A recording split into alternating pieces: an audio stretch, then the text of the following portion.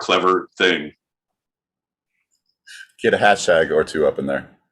Yeah, do a thing. Did you start streaming right away, or you put in our things up and like have? We got to figure this out. We're live. We are live, and this is how we're kind of abrupt when it comes to going live on YouTube, where it's like people are like, oh, look at this, the January 13th, 2022. And it's like you start, it's like, are we live? We're live. Like very professional. We have a background screen that John puts up. We have a whole thing. Yeah, I had it ready, but you know, and I think that kind of sums up this show in a nutshell. John is he's all the gears and the sprockets and the cranks and the shafts and everything making the engine move, but hasn't been tuned up or trained, and we're moving. We're goddamn this train is a chugging, but it sounds horrible. It's spraying shit out the back.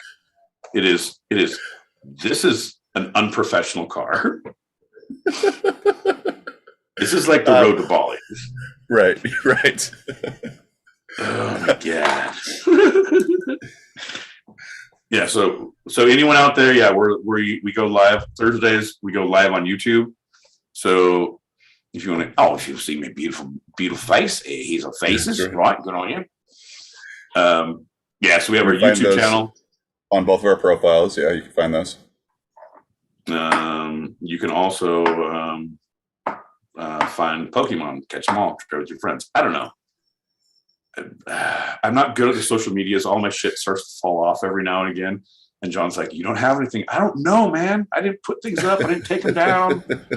I literally do nothing with this except accept your shows and say, yes, I will come to your party. I will play your game. And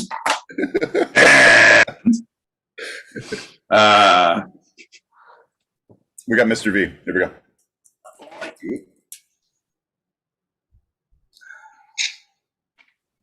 Come on. There we go. Oh, well, if it isn't the two-sided pub with John and my boy Pete. Hey, how's it going? Yeah, all right, mate. How about you? Yeah, not too bad, just working. All right, sweet. Cool. Tune in, bro. Will do. Thanks, bye. Don't ask questions, just accept the fact that fucking happened just now. All right? My favorite thing is when Mr. V, we all talk to ourselves, but Mr. V actively answers back in different voices. And I feel like that's why we need to keep an eye on him. Like, you better watch your ass, mister. He's got one more. Here we go. I can get on it, mate. Yeah, you can find Pokemon, got to catch them all, but don't stare into John's eyes. If you're watching him on YouTube, you might catch something like, I don't know, gingivitis. And there's plenty of different variants of that going around too. So if you're into that, got to catch them all. But hey, if you're not, then just don't look into his eyes. He'll steal your soul. His beautiful goddamn gingivitis eyes. And this is totally off subject, but I need to throw it in somewhere at some point. This is a great lead in. I don't know if you saw the headline. Whiskey and no, not Whiskey. I forget her name. Monk and Zippy did it on their show on Wednesday. Yeah, Lost and Found. They mentioned it, but I saw it. I looked it up. There was two LAPD cops got fired because there was a bank robbery that they didn't respond to, or not a robbery that in progress they didn't respond to because they were in their squad car playing Pokemon, catch them all. And they were like, no, we didn't. But they were driving to other locations, and then they accessed the police over the audio from their car. And it's so you can listen to the audio. These guys like, oh fuck, there's a Snorlax. Fucking get it, bro. That guy's fucking tough. And he's like, nah, never mind. It's like car 21, come over. It's like, nah, never mind. And then they argued, and they're like, you invaded our privacy by listening to that. You can't listen to that. That's not part of it. And like, no, you're fired. We caught them all, and without your help, and the robbers are doing 10 to 20, and you are now unemployed. Right. Holy shit. Yeah, gotta catch them all. That's the only thing I have to say. Well, speaking of not doing our job, we should get started. We definitely should get started. But I'm just saying, because now we're live. So anyone liking, anyone watching, we are YouTube live. Look down there to your bottom left, bottom right, top left. I don't know how your screens are laid out. I'm not in your house. So if you hear something in the background, it's not me. Shh. No, but it could be, but it's not. But hey, go ahead and smash that subscribe button, bro. Hit those fucking bell alerts so you can know when our next things are, because we're going to do some random shit coming up, because we're trying to reach out to our friends down under where we don't have to wake them up in the morning. We don't have to stay up late. There's all sorts of things happening. Our production crew is just stunning. And you're looking at them. Anyway, smash, subscribe, like. And we got Lonesome Lenny, speaking of. Oh, shit, LL. What up, man? Good to see you. Glad you're here again. Yeah, but oh shit, we got to get back to work. Howdy. Oh, and here we go. Yet another didgeridoo, kazoo, waking, welcoming to you. I'm John L. Peacock in Brooklyn, New York. This is my boy Pete out in Southern California, and you're listening to Two-Sided, where every episode I challenge Pete with a bit of the two sides of life, the fun and the serious. And I accept that challenge, and I say, nay, sir. There is the fun, me, and the serious, you, and you present neither to this panel. And by the end of this trial, I will have proved as such. Cheers, brother. Cheers, man. Okay. Good start. Okay. Yeah. Okay. Got a couple of messages. Smash those messages. Smash that subscribe button. Smash that like button. Smash that like. Your alarm bell's going. You fucking shitting me. Oh shit. I could save a baby from being murdered, or I could catch a Snorlax. Snorlax, here I come. Right, but did you know how many Powerballs? And he fought like a mother. So I had to get back up, and we're going to chase him down. 128 in Bush, I got him at gunpoint. Who, the Robert? No, the Snorlax. Jigglypuff, we got him pulling in. Snorlax. Jigglypuff. If I knew more Pokemon names, there'd be a lot more better jokes. All I know is Jigglypuff and Snorlax. But I feel like that covers the gambit. It's like acids and bases. Right. Jigglypuff, Snorlax. And right in the middle, I got to find the middle ground of like, Steve.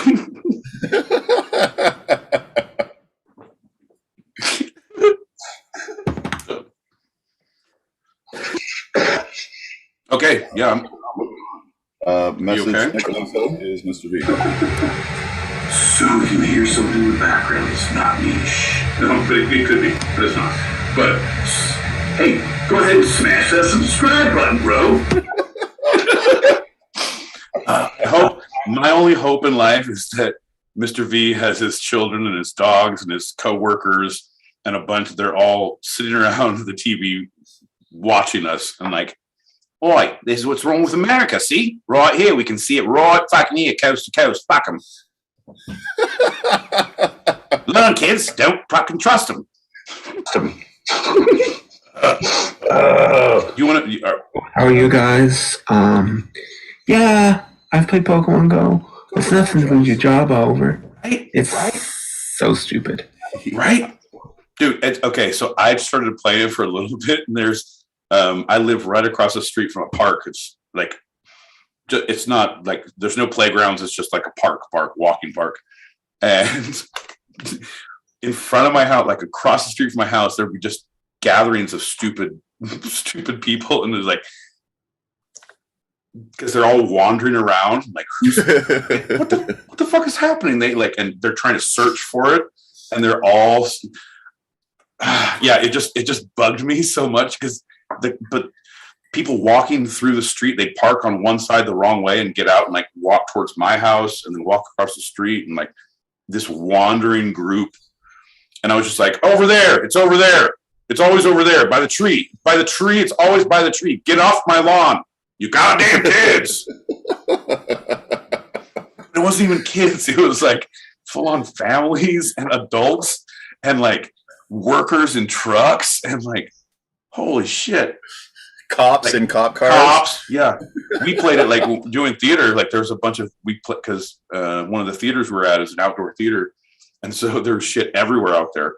So we're in rehearsals in an outdoor theater, and you'd have people coming through in the middle of like a big number, and they're like, "There he is, get him!" I'm like, whoa. Quiet on the set.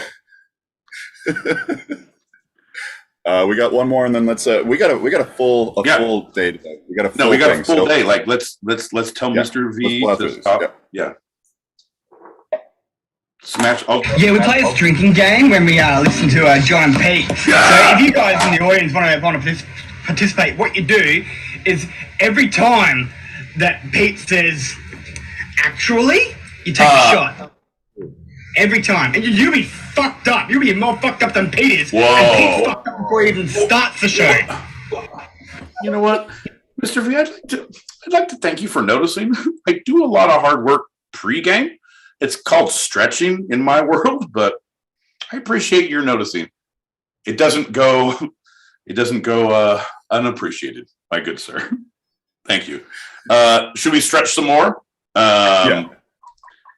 And I've broken myself of the actually and the literally happened the last couple shows. John didn't, right? You have? John made a comment, right? Yep. But now that he brought it to my head, it's saying like he just hummed Sweet Caroline in my head. I was like, well, actually, Mr. V, I haven't said it at all. Literally, I didn't say it all last week. And actually, you're an asshole. It's a joke. Yeah, Pete, all those people on your lawn, they were mine. They were all my people. All my people on your lawn. Cops, dogs, children's, families. That's right, I said children, so it's a plural or a plural. So it's not that fucking many of them. Just all on your lawn, Pete. All on your lawn. I feel like that is like one of those Live Aid things, like Hands Across America. Just my people on your lawn. Cops, dogs, children. We're all together looking for the Lorax. I'm like, get off get on the tune, get off my lawn. So let's get off the lawn and go straight into our first lightning round. Lightning round! Okay, I'll mess with it. All right, yeah! Let's get it going, baby! Woo! As always, our first lightning round of the evening is a standard Q&A. Pete, are you ready? I do believe I am ready, good sir. Okay. What is your favorite SNL cast or SNL era? Ooh, come on now. That's a rough one because there's been some good ones, and I pick and I choose. The content's not good. I love the original. I love the original Belushi, Aykroyd, Chase, Curtin. But that's great. But what I found is my through line. Like some of the sketches, like all the sketches are good, but I like specific sketches, and they kind of carry them through. But I really like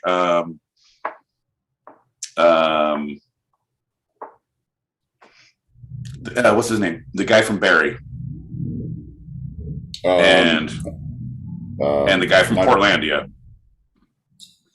Yeah. So and wow, the 2000s. I know. See, I'm not good at names. I'm good at characters.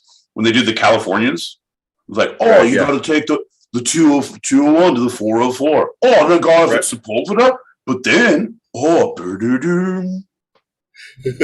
like Fred Armisen. Fred Armisen, yeah, who's also the drummer for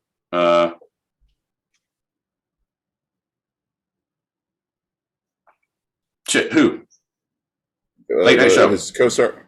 God damn it! Nope. This is we're doing real good. Yeah, all right. Yes and has stopped yes-anding. The time, John, when you stop living up here and you start living down here with lightning rounds right now. Yeah, right now. Okay, so I like that, but I did not like their weekend update. I love Seth Meyers, but his weekend update was not super great. My favorite weekend update right now is calling Jost. Like it's literally been the best since I feel like Kevin Nealon. Yeah. I love Kevin Nealon. He was a different, but he was sarcastic and stupid and like. I'm Kevin Nealon, and that's news to me. Right. He was very Chevy Chase delivery.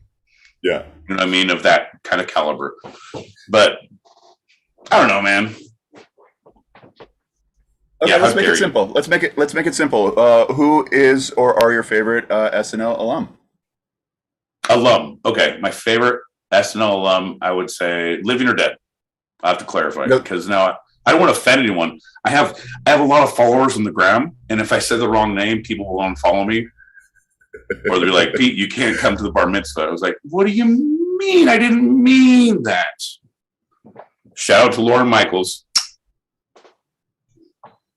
Lauren, you're beautiful, baby. Dishonored with the Kennedy Awards. Shout out. Shout out to the Kennedys. Whoa, John, no, we're not going there. Political. Come on, John. Keep it simple. I am not a Kennedy. Right, yeah. Keep it simple. Keep it fresh. All right? Don't talk about the divorce or religion or taxes. Okay, keep going. This is like a speed date that has just turned horribly awry. I would say Tina Fey, I love. Yeah. But the thing is, like, there's certain characters you love, or certain, because I love the church lady with Dana Carvey, but he was not great in a lot of other things. He's super good, but Beck Bennett right now is fucking hitting. There's a lot of like, John, you label me, you negate me. I'm pretty sure it was Kierkegaard or Dick Van Patten who said that, but either way. Right. Cheers. Can I get a ding, ding, ding? Can we finish this question? There you go. That was a tough one. But if you want me to be specific, I'll be angry and specific, but I'll do it. Cheers. Good on you, mate. Cheers, brother. Bing, bing, bing. Oh,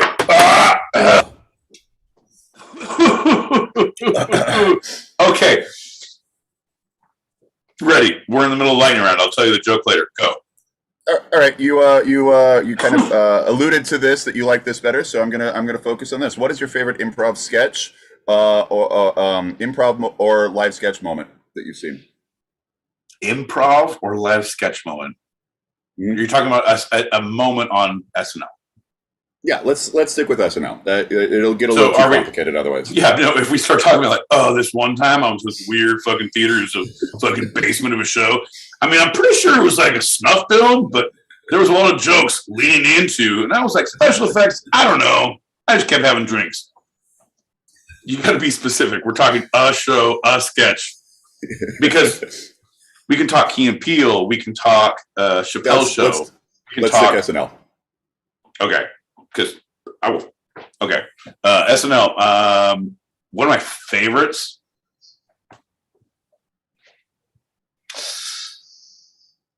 Favorite sketches. One of my favorite sketches is with Patrick Stewart when he did the sexy cakes.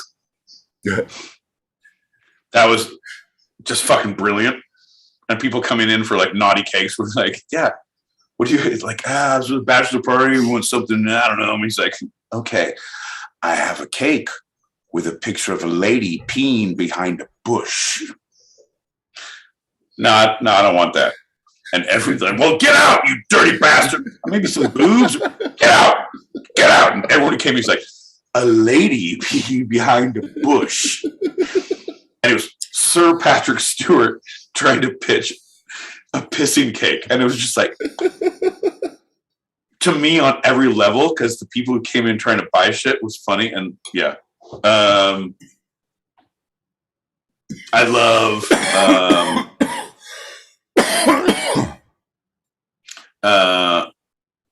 Mr. Robinson's Neighborhood. Yeah, it's one of my favorites. That's super good, super class, just unbelievable.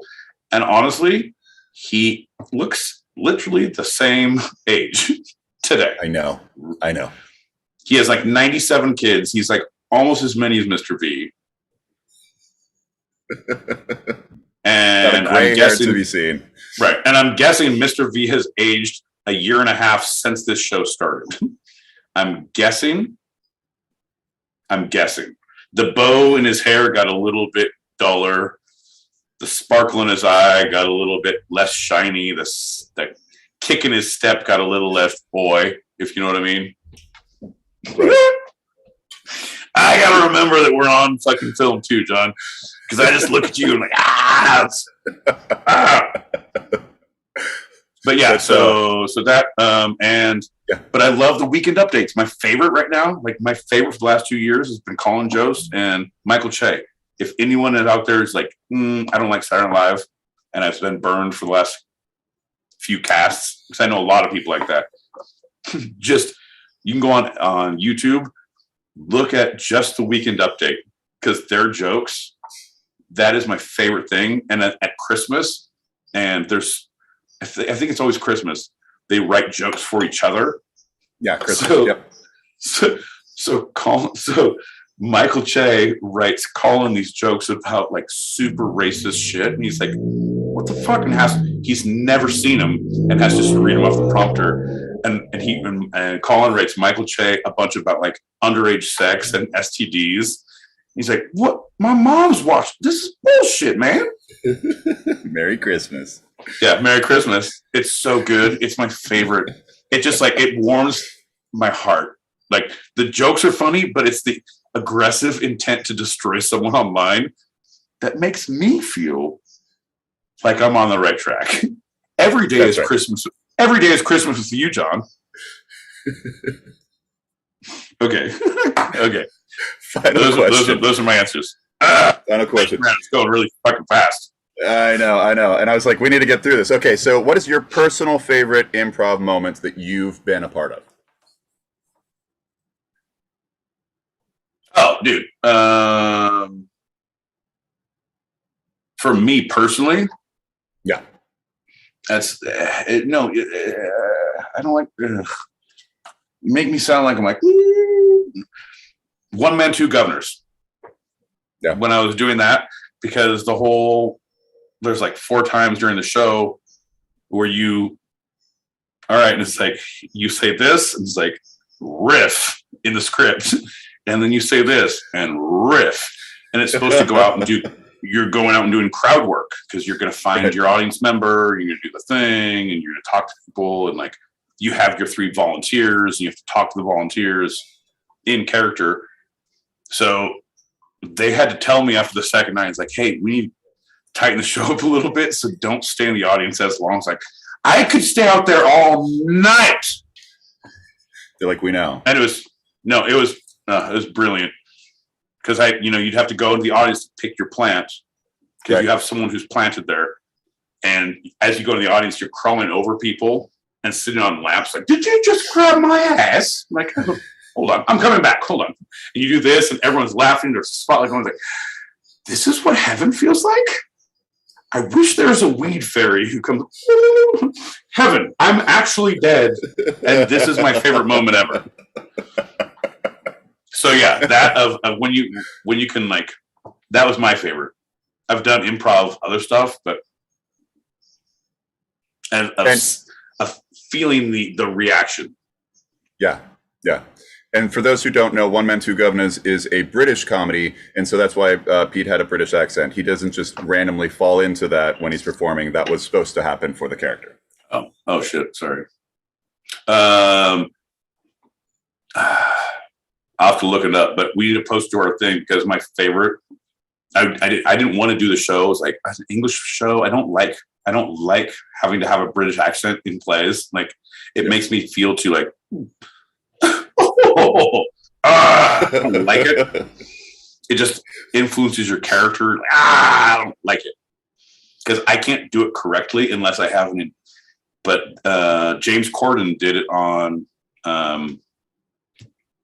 Broadway. It wasn't even Broadway. Yeah, he did it on Broadway. It was Broadway. He did it on the West End, but it transferred to Broadway. He got the Tony for it. No, yeah, he got the Tony for it on Broadway, but he did it on West End.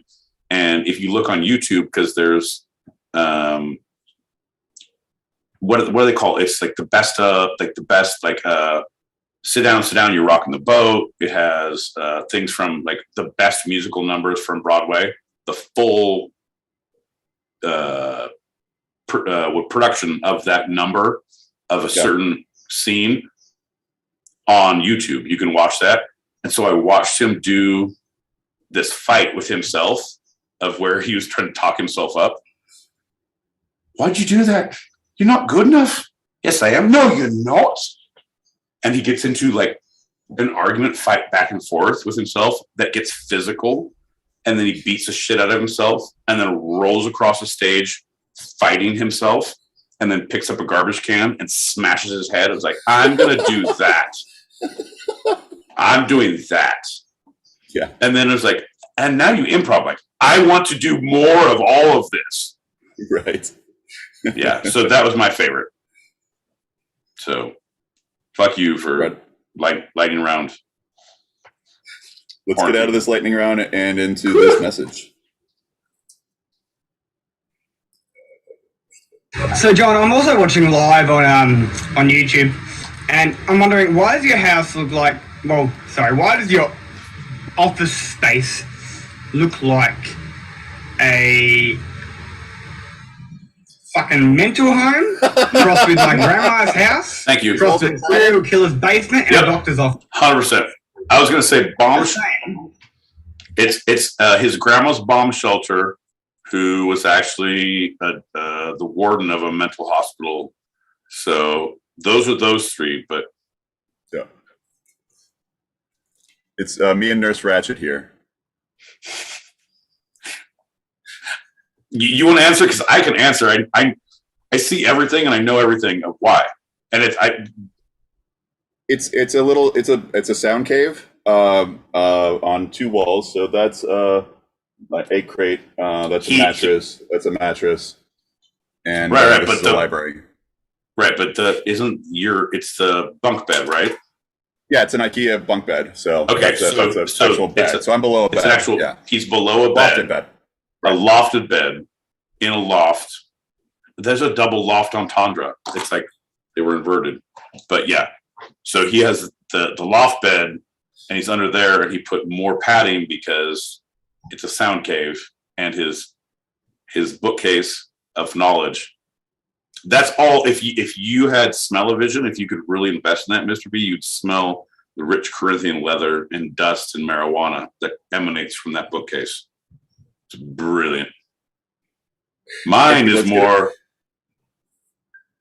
dog food, marijuana, and loneliness. Go ahead, John. Not rich Corinthian leather? I sold it to keep the kids in school. What are you going to do? That's right. Let's get into the serious. Let's just go right along. Continue right along, because I think that our lightning round was not lightning or funny or great. We literally talked because I think we got too many things in our mind, man.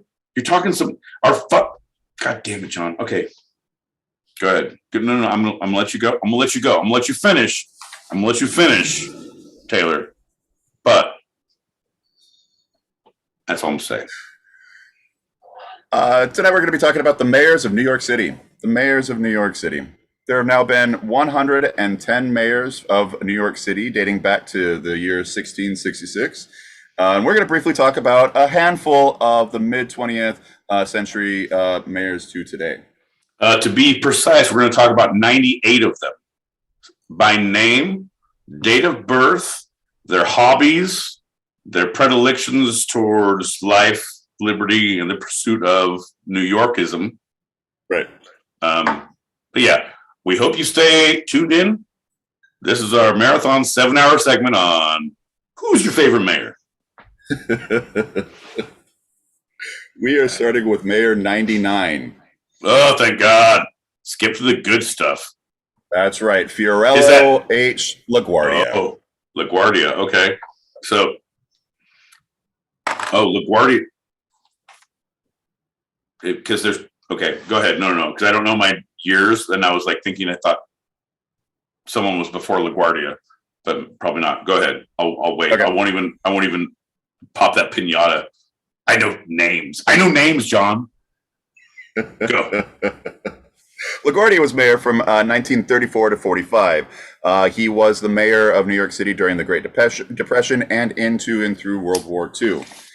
He unified the city's transit system, expanding construction of housing, playgrounds, parks, and airports, and recognized the New York Police Department implementing a federal New Deal programs within the city. What does that mean? He recognized the police department. He recognized the police department. I apologize. I said that incorrectly. He reorganized the New York Police Department and implemented the federal New Deal programs within the city. Before the New Deal was actually a federal program. Okay, no, that makes more sense because it's like Guardia's like, hey, you guys are fucking cops. I know you. All right. Bob, I recognize you. Hey, tell Steve and all the other cops, because I now know you're cops, to do some good work. Okay? All right. And this is how politics works? I need to get into this office. Go ahead, continue. So his support for the New Deal, implementing many of its programs before in the city before it was nationally recognized, and his relationship with President FDR crossed party lines. Being from Democrat to Republican, or from Republican to Democrat. And that helped to actually solidify the New Deal and get it passed and get it implemented federally. So he did because good he brought work. A lot of senators with him. Yeah. Because he crossed lines and did work to get New Deal because he was like, this is a good thing. Also, if I do the right thing, there's probably an airport in my future. He said to himself knowingly. Right, yeah. I'm going to build this airport, this yet unnamed airport. Planes will fly in my name. LaGuardia had a WNYC radio program called Talk to the People, which aired from December 1941 to December 1945. And this expanded his influence beyond the borders of the city. Obviously, these are the years of the war, so he was doing it as Churchill was doing it. Yeah, this is awesome, John. So we are literally putting the cart before the horse. All we have to do now, we have a radio thing. We just got to get a mayorship for the two of us, and then that's right. It's all going to work out. So, I mean, it can be done in vice versa, but maybe I don't know. Just keep your favorite fucking borough in mind, and we'll go city council to city council. We'll figure it out. Go ahead. Continue. Very good. The 1939, a riot took place in Harlem. This was termed the Harlem Riot of 1935. It took place in Harlem. And in 1935. And it was described as the first quote-unquote modern race riot because rioters were primarily committing because the riot was primarily committed against property rather than persons. This is the first modern quote-unquote race riot because it was looked at primarily at property. They were busting things up. They were damaging as opposed to just like killing people in the streets, which was the old race riots. So we're talking. So what we're oh god. It makes me sick to need to clarify this with you because if I just let you go on, I'm going to be even more sick. But I have to say these words. It makes me even more sick to say them. So what you're saying is it's like new Coke and old Coke for race riots. And this is when we matured and we didn't kill people and hurt people. We only hurt their property, buildings, and future well-being moving forward financially. Yes. And so that is what you call a race riot. And so somehow I would prefer if that like the saying that is a race riot to me is kind of disrespectful because it's not. It's like the shit that happened before was a riot based on the race of someone, the color of your skin, your ethnicity, and like fuck that, man. And now it's like, no. We rewrote it. It's if we just fuck up property, it's a race riot. Before, that's, it's just a misunderstanding. Right now, it's that whole thing of the people who win history write the history books. And I don't like that of calling it this is the first time. No. This is the first time that we like notched it down and just destroyed all your livelihood instead of your lives, active lives. Yeah. It wasn't the first race riot. It was the first time we notched it down. Right. Not we, but the fucking stupid, you know what I mean, man? Like the fucking America is, don't get me wrong. Like, look, now you're painting me to a corner because I know it. So help me, John. I have a pen and I'm pointing now and I'm like writing things down. And somehow all of them are about Kung Fu. It's like, you need to watch the best Kung Fu movie. Okay, sorry, Joe. Fuck shit. During these riots, LaGuardia and Hubert Delaney walked through the streets in an effort to calm the situation, which did help.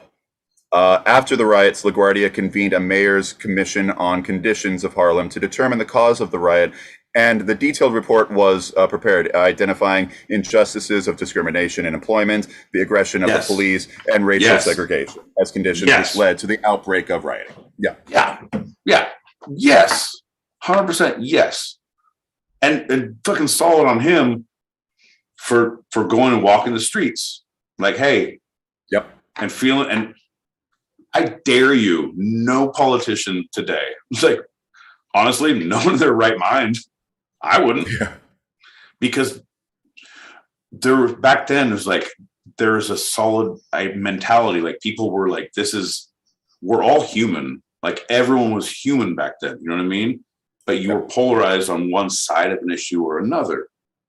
Today, there's just so many fucking weird side groups. And like, you don't know who's going to shave their head and drive from Michigan. Like, oh, you're walking the street today. Today's the day.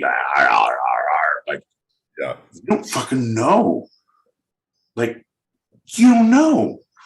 And at that point, it's like, fuck that. To do like, hey, here's a riot and you're a politician. No, I'll go walk through anywhere, not through a riot as a politician saying this is pretty okay. Hey guys, let's all calm down. No. Like, I respect the shit out of that. The balls of that dude. I feel like we should do something for him. Like, maybe name a bus stop or a train station or I don't know, John. Maybe a big hoagie store. I don't know. We'll think about it. I'll get back to you. Go ahead. A hoagie store? No, that'll never fly. No, ever. That's a lame duck. Doesn't take air, if you know what I mean. We'll figure out how we get him on a sandwich billboard somewhere up high in the sky. In addition to LaGuardia Airport, obviously being named after two colleges a college and a prestigious performing arts high school were also named. So there's LaGuardia Community College in the Long Island City area of Queens, part of the CUNY system. CUNY is a city university of New York, and LaGuardia High School is a very prestigious performing arts school in Arts High School in New York. That's amazing. Like, he also has there's a local tea named after him. It's based on elderberry. There's a sexual position, I said, in the Kama Sutra Part 3, I think it was. I don't know. But give him the old LaGuardia. Right. The expanded version has that. Yeah, right next to the Dirty Sanchez, the old LaGuardia. No, yeah, it's called the expanded LaGuardia. I thought that's what you meant. Yeah. It means when the airport gets a little bit longer and a little bit more available for traffic, if you know what I mean. I don't know what I mean. Shit. I was like, I'm trying to give myself a corner, but we're in a corner. Okay. Anyway, so he has an airport, he has a college, he has a fine arts college. A high school, right? Yep.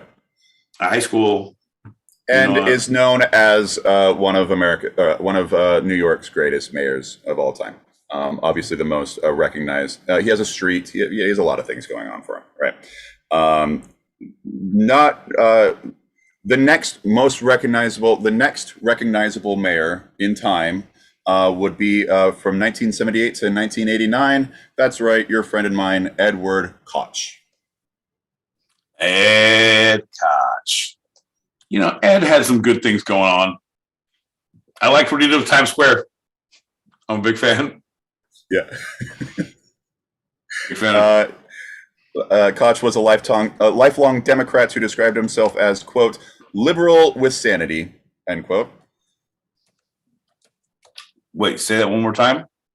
He was a lifelong Democrat who described himself as a, quote, liberal with sanity, end quote. Okay.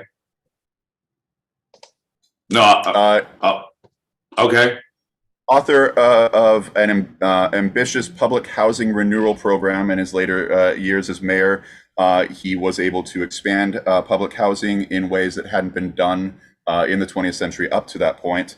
And it began by cutting spending and taxes and cutting 7,000 employees from the city payroll to be able to pay for it all. He crossed the party as a Democrat many times, to endorse Rudy Giuliani for mayor, Michael Bloomberg for mayor, and George W. Bush for president in 2004.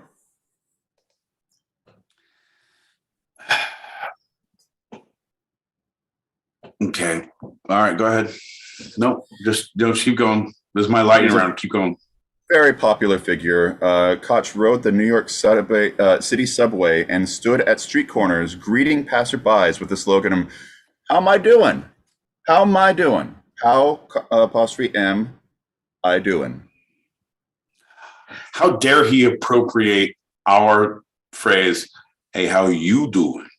That's right. How dare you?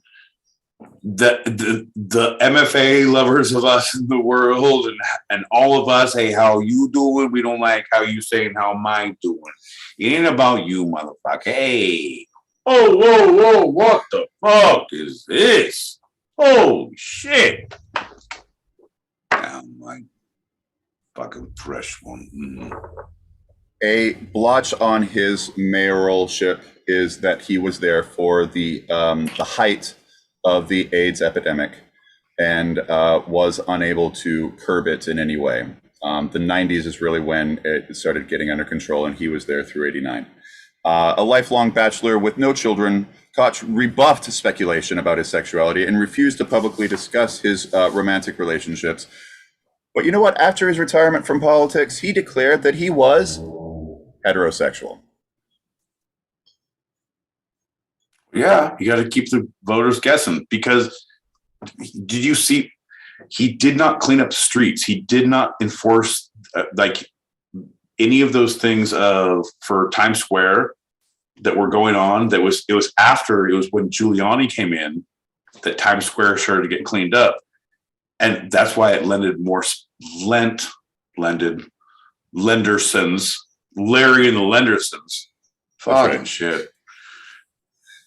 It lent more weight to the idea that, like, where is his leanings? A lifelong bachelor, what are you doing? Because you're keeping all these things open and like it's okay, and all this stuff is happening down there. Like, what? And people were like found down there all the time, not found like, oh, they were caught. Like, caught. Yeah, caught. But it was like regulars of this place and that place, like, and that's no judgment on that, like 100%. Like, fucking own it, do your thing, and fucking loud and proud, whatever it is. But it's like, I'm keeping all of this thing open so I can go maybe and find my dirty whatever, or not at all, and I just don't care enough to clean up Times Square. Cool. Yeah. Which either way, yeah. But and then because okay, so I know you're going to go next. You're just going to go through Giuliani now, right? You're gonna hit. Well, so as you pointed out, Koch really didn't do a whole lot. There was major crime, the epidemic, and homelessness and unemployment was just rampant in the 80s, right? It was one of the worst times in the 20th century for New York City. And that was the thing. All of them were happening because of each other. It was a spiral effect because of the drugs, because of the homelessness, because of the unemployment.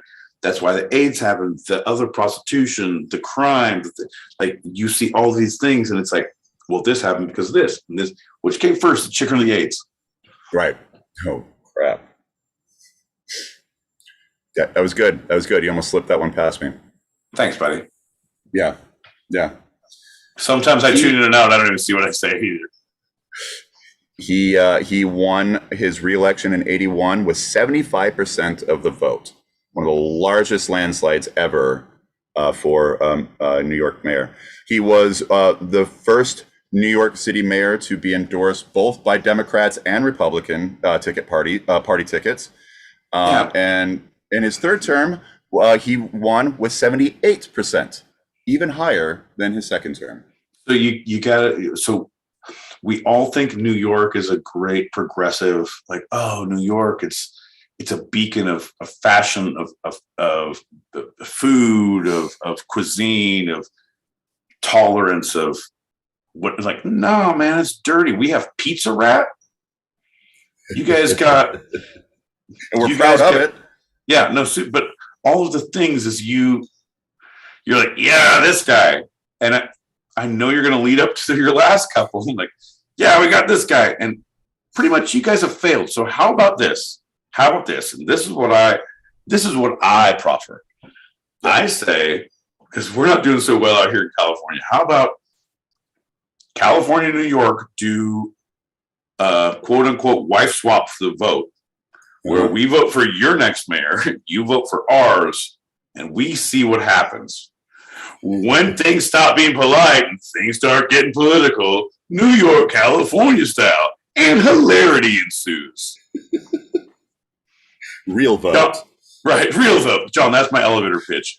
Clean it up. We'll find someone, we'll pitch it. It'll be great. It'll be great. That's right. That's right. Stupid. So our next mayor of New York is the 107th mayor of New York. That is Rudolph W. Giuliani from 94 to 2001. Oh, I think Rudolph? Oh, I'm sorry. America's mayor. Yeah, I didn't understand what you said, but yeah, no, America's mayor. I'm with you. He reformed the police department's administration and policing practices, applied the quote-unquote broken windows theory, which cites social disorder, like disrepair and vandalism, that guy, for attracting loitering addicts, panhandlers, and prostitutes, followed by serious and violent crimes and criminals. Yeah. Fuck that guy. Yep. That guy. Also, I'm going to say married his cousin. Throw that one in there. Married his cousin. Yeah, and divorced his cousin. Yeah, but kissed her a lot before the divorce. Go ahead. Giuliani focused on removing panhandlers and sex clubs from Times Square, promoting a quote-unquote family values vibe, and a return to the era's earlier focus on businesses, theater, and the arts. Yeah, and that's the thing is, like, once again, it's if you have money, if you don't have problems, if you can toe this line that I deem is acceptable, welcome to the party. If you have any problems, if you are on the wrong side of the street, if you don't have the money to pull yourself out of this situation, fuck off. You're going to get fucked. You will get fucked. Fuck that guy. Ugh. As crime rates fell steeply, well ahead of the national average pace, Giuliani was widely credited, though later critics cite other contributing factors. Coming out of our city's depression was a major one, which he didn't really focus on and was not attributed to him, is one of the major factors in that. Right. In 2000, he ran against First Lady Hillary Clinton for the U.S. Senate seat, but left the race once diagnosed with prostate cancer. After the September 11th attacks in 2001, he was called America's mayor for his leadership after that.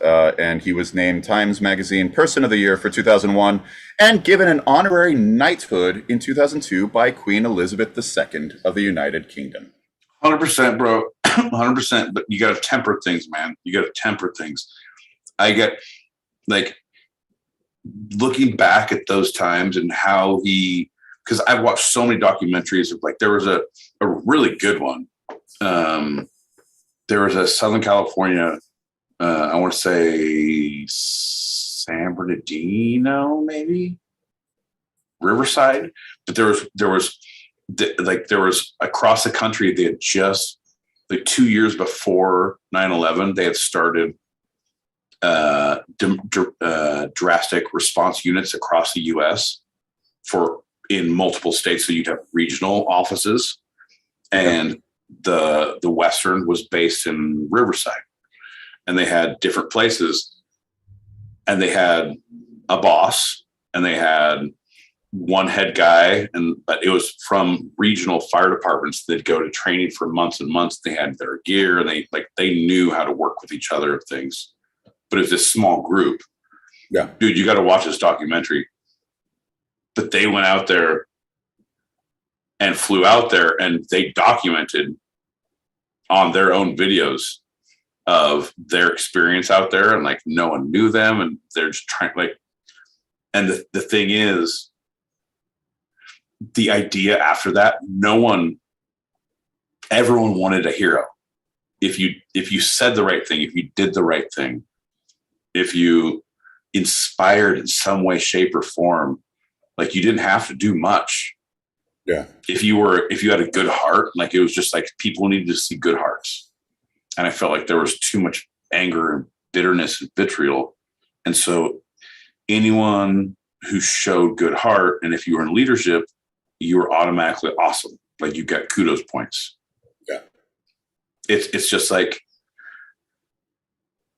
you look at the Academy Awards year to year of like, what is the hot button issue, and what is the director, actor, screenplay that is tackling it, doing it with heart.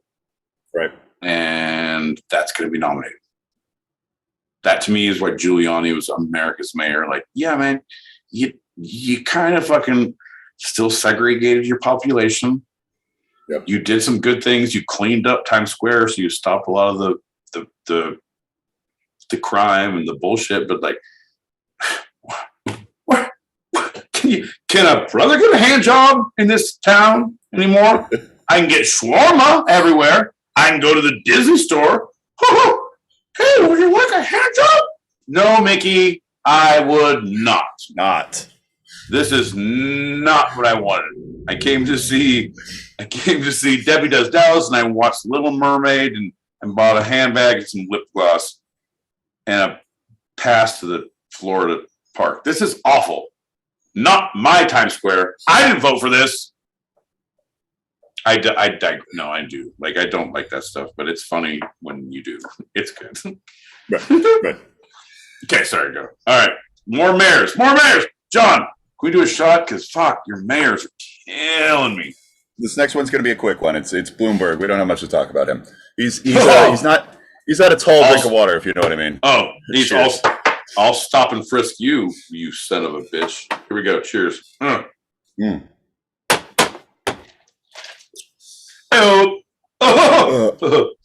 Okay. He was right after Giuliani, 2002 to 2013, mayor number 108. What I'm really going to talk about is Bloomberg is considered to have far-reaching influence on politics, the business sector, and the culture of New York City during his 3 terms of mayor. He did initiate a lot of programs. One of them is what you even mentioned is the dubious one that will always be remembered with him because he faced significant criticism for his expansion of the city's stop and frisk program. Fuck that shit. Support for which he has reversed with an apology before his 2020 presidential bid. Yeah, everyone's sorry when their shit gets called out before you need something more from the public. That's right. Shit. Like, to me, like, this ain't my first rodeo. This ain't my first barbecue, baby. Fuck you. You label me, you negate me. Again, was it Bloomberg Or was it Dick Van Patten? That's I right. forget. That's bullshit. No, the whole stop and frisk ruined lives, ruined communities, Yes. ended Yes. lives for years. And he supported wholeheartedly again in that same fashion of like, no, it's good. It's good because look at them. Look at them. They must be a goddamn criminal. Yep. Look at them. And once I realized that, and I realized that like most of my friends look like goddamn criminals, and that I spent the majority of my time trying to look like a goddamn criminal. It's okay, guys. I can turn my hat around the right way, and I can talk to them. Officers. Oh, officers. Oh, come on. It's okay. Let's talk about this. Yeah, it's just fucking bullshit. Yeah. It's just. Yeah. I was here for as he was ramping that up. He doubled down after initial criticism came while he was still mayor. When he got his third term, so his last 4 years in office, it was really expanded, and it was visibly expanded. I could see it, like just walking around in Brooklyn. It didn't really affect me too much, I do have to admit, but I saw it affect many other people walking around in Brooklyn near me. Oh, dude. Well, the one thing, okay, so anyone out there who's not New York, I'm Southern California. I've been to New York now 3-4 times. Yeah. And the first time it goddamn blew, like, I'm ready for New York. I've been across in other countries and stuff. Like, what kind of blew me away is walking into your house once we got on the subway and we're walking from the station through Brooklyn, and there's these, I don't even know how to describe them. They're like AT-ATs from Star Wars, but they're police AT-ATs. Right. And they're like little stands, like fucking towers, but they're not towers. They just like crank up. And so cops. Yeah, they're like cranes that move up. They're cranes. They're cranes, but they're LA or NYPD cranes, and it's all cop shit. And there's cops up above monitoring. There's like these watchtowers on different corners. Yeah. And John did not prepare me for this. Like, I had had hard travel. Everybody knows I don't like run-ins with any authority figures of any sort at all. And we turn a corner, and here's a goddamn tower, and cop standers like, oh!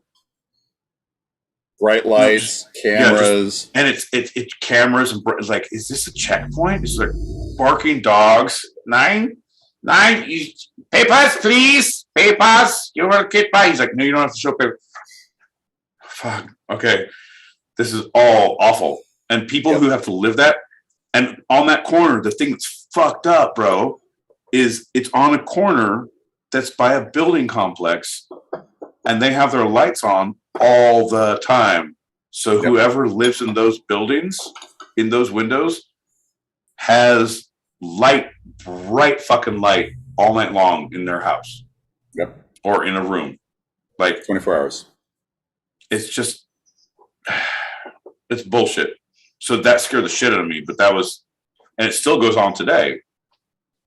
Like, but I kind of want to get what, you know, they do, like you can get, as the Blues Brothers did, they got one of the old retired police cars in an auction. I want to get one of the old retired police AT-ATs. It's like, oh, $1,200. I'll take it. And you take it camping. It's like, oh, is that a trailer? Nope. And you're like, ding, ding, ding, ding, ding, ding, ding, ding, ding. No bears will get us up here. Or you go to the ocean and you take it out of the ocean. It's like beachfront properties. Like, as long as the surf doesn't rise, we're fine. Yep. I don't know. But there's a lot of fun things to do with that. But I would definitely buy one at an auction. John, look that shit up. Write that down. Bloomberg 108 auction AT-AT. Perfect. Kung Fu. Our next mayor is Bill de Blasio. So he was elected, he was mayor from 2014 to 2021. He just left the office a few days ago. I know nothing about him because I cared nothing for New York at that point. I was so involved in my own life during his term. The only thing I know about him is he ate fucking sandwiches on air, and it made me so ill because,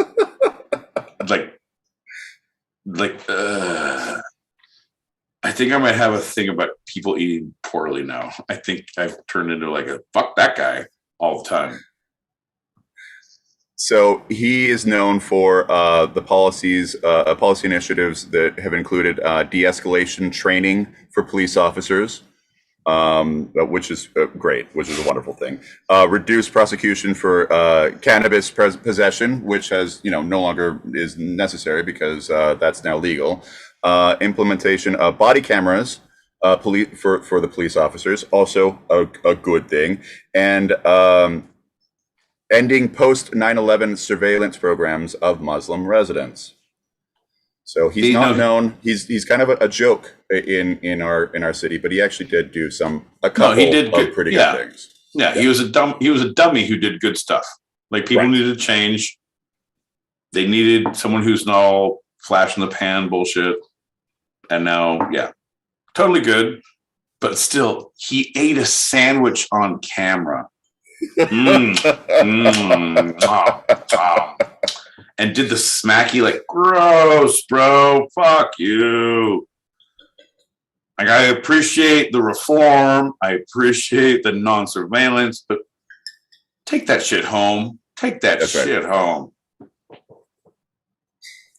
He also implemented a free universal pre-K program in the city. That's awesome. Did he really? Yeah. I didn't know that. Yes, he did. It makes me want to have kids and then abandon them after they hit kindergarten because I can't afford that shit. That's awful. That's funny, but awful. Okay, go. After de Blasio's second term, he was term limited and thus ineligible to seek a third term in the 2021 New York mayoral election.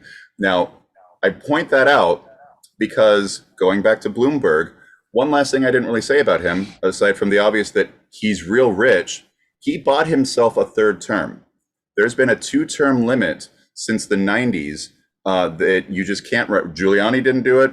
No one else has done it since. Right. But he somehow was able to change the law, but only for him. It changed right back, but grandfathered him in after they changed it. They're like, mayors can run for 3 terms. Great. One day later, you know what? We're getting rid of that. But since you're currently the mayor, you can run for a 3rd term. That's awesome. Literally, he bought himself a 3rd term. That's awesome. Yeah. I mean, I just came for the conversation. I don't want to hang out for the food, but if I could borrow any spare change, Mr. Giuliani, Mr. Bloomberg, Mr. Vito Corleone, any of you New Yorkers, I'm here for you. What I mean is I'm here for you. I'll take the gun. I'll leave the cannoli. It'll be fine. And because de Blasio was not able to go for a 3rd term, Eric Adams has been elected and is currently our mayor of New York City. He was sworn in. So little about him. So everything you're going to say to me is new, and I feel like, okay, I'm ready for it. Okay. First of all, I'm a fan. I've been following him actually for a while, so I'll just run physically. Are you the guy who's been they've been complaining about in the bushes? You're actively okay. All right, fair enough. So I'm glad. Are you wearing a mask and you have your transit card? So you're all right. You're good. You're good. Go ahead. He served as an officer of New York City Transit Police and then the police department for over 20 years, retiring at the rank of captain. He served on the New York State Senate from 2006 to 13. This is where I first came in encounter with him because the representation that he did was the 20th Senate District of Brooklyn, which was Ed and Nikki's Senate District. And so they're like, his office was on their main street, was on Flatbush. And he was there. That's right. You know what? I remember that. That he had an office there. You said that. I was like, yeah, this is a front. It's either they're running drugs through here or this is surveillance for drugs. So I was looking around for all the drugs in the neighborhood. Right. And right. I was unsuccessful. I found 2 hairdressers and a great shawarma spot. But he left that office because in November of 2013, he was elected the Brooklyn Borough president, and just helped Brooklyn from 13 until today. He's been the borough president, and with these reforms and these de-escalation things that de Blasio was doing as a mayor, he was implementing in Brooklyn in wonderful ways as well. Okay, so so explain that to me. That is a new thing to me. Brooklyn has they have a Brooklyn borough leader. Every borough. Every borough of New York, all 5 boroughs have their own president, which is essentially the mayor of that borough, and they work directly with the mayor of New York. Oh my God! Oh my God! That's fantastic and awful. And this is like Badlands. We're like, all right, all guns are outlawed, and now all the mayors have to meet, and we're all really good with swords and have different outfits. It's like, Brooklyn, son. It's like, Queens. Like, have no fear, Brooklyn's here. Right, there's gonna be some shit, man. Again, that leads me to my. I'm glad you brought up the presidents of the boroughs, because either watch Bunroku, yeah, okay, or Gangs of New York, but you know that one with the Leonardo and the Daniel Day-Lewis, one of the greatest actors of our time. Yeah, I know that one. Who's that guy? No, My Left Foot of Fury. Okay, I'm good with that. That's right. Lincoln Be Gone. There will be Daniel Day-Lewis. There will be snot. I'm with you. But Bunroku, because it's the same thing of like as Badlands. Did you watch Badlands? Oh shit! John just can't have nice things, dude. You're gonna bust up your grandma's house. Ooh, she's gonna be so pissed. Don't tell my grandma, okay? No, your grandma's gonna know because look at it. It looks like your grandma's dungeon. She's gonna be so mad you fucked up that shit. It's a mini fridge, bro. It's okay. No, I think the whole thing is the grandma vibe is that lamp. It's that fucking lamp. You gotta do something else. Like do like I'm gonna be honest. I don't know. Do something else. Just do something else. Let's go ahead and change that up because the light's not on. Maybe throw it against the wall. No, don't turn it on. No, fuck that. Don't turn that on. No, that's not good. Okay. Well, no, I mean, it's like a giant glowing orb behind you. Like it is the second coming of your electricity bill.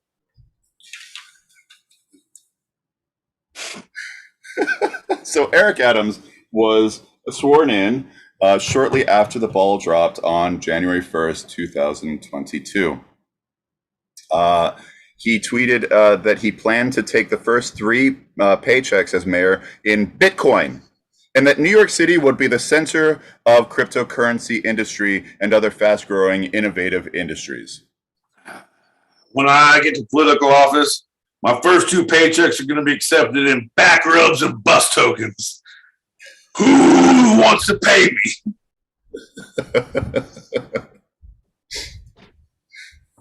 That's crazy. That's fucking crazy. Adams announced that he would bring back the quote gifted and talented school program to improve, which is it's accelerated programs that they got rid of in New York just for cutbacks. It was purely a financial cutback, but it's I grew up with an accelerated program. Did you ever have that in middle school? High school? No, 100%. But I heard that New Yorkers actually don't have smarter kids. After you move there, that's when they stopped it because they're like, "Well, we have a peacock here. We better stop because this is our midline, and it ain't gonna get much better than this." That's right. He became the city's second mayor of color to hold the position, and it was the first time since David Dinkins left office in 1993. So Dinkins was there 90 to 93. Right. On his first day in office of January 1st, Adams rode the New York City subway to City Hall in an effort to distance himself from de Blasio, his predecessor, who was known for traversing the city in a Chevrolet Tahoe SUV, which is considered a high-end car.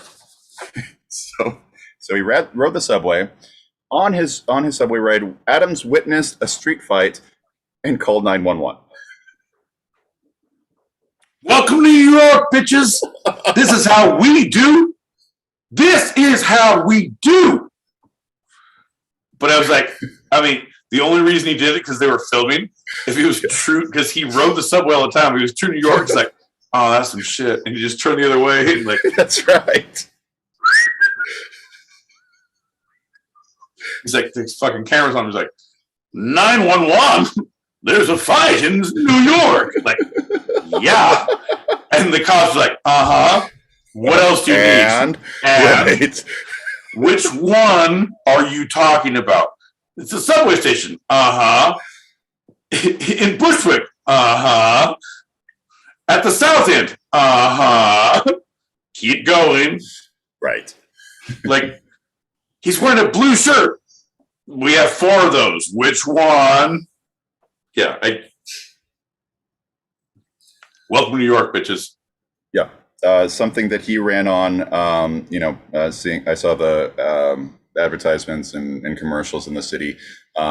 He went from being a person who was persecuted because of the color of his skin to being a police officer and always fighting for that. And so as mayor, that has been a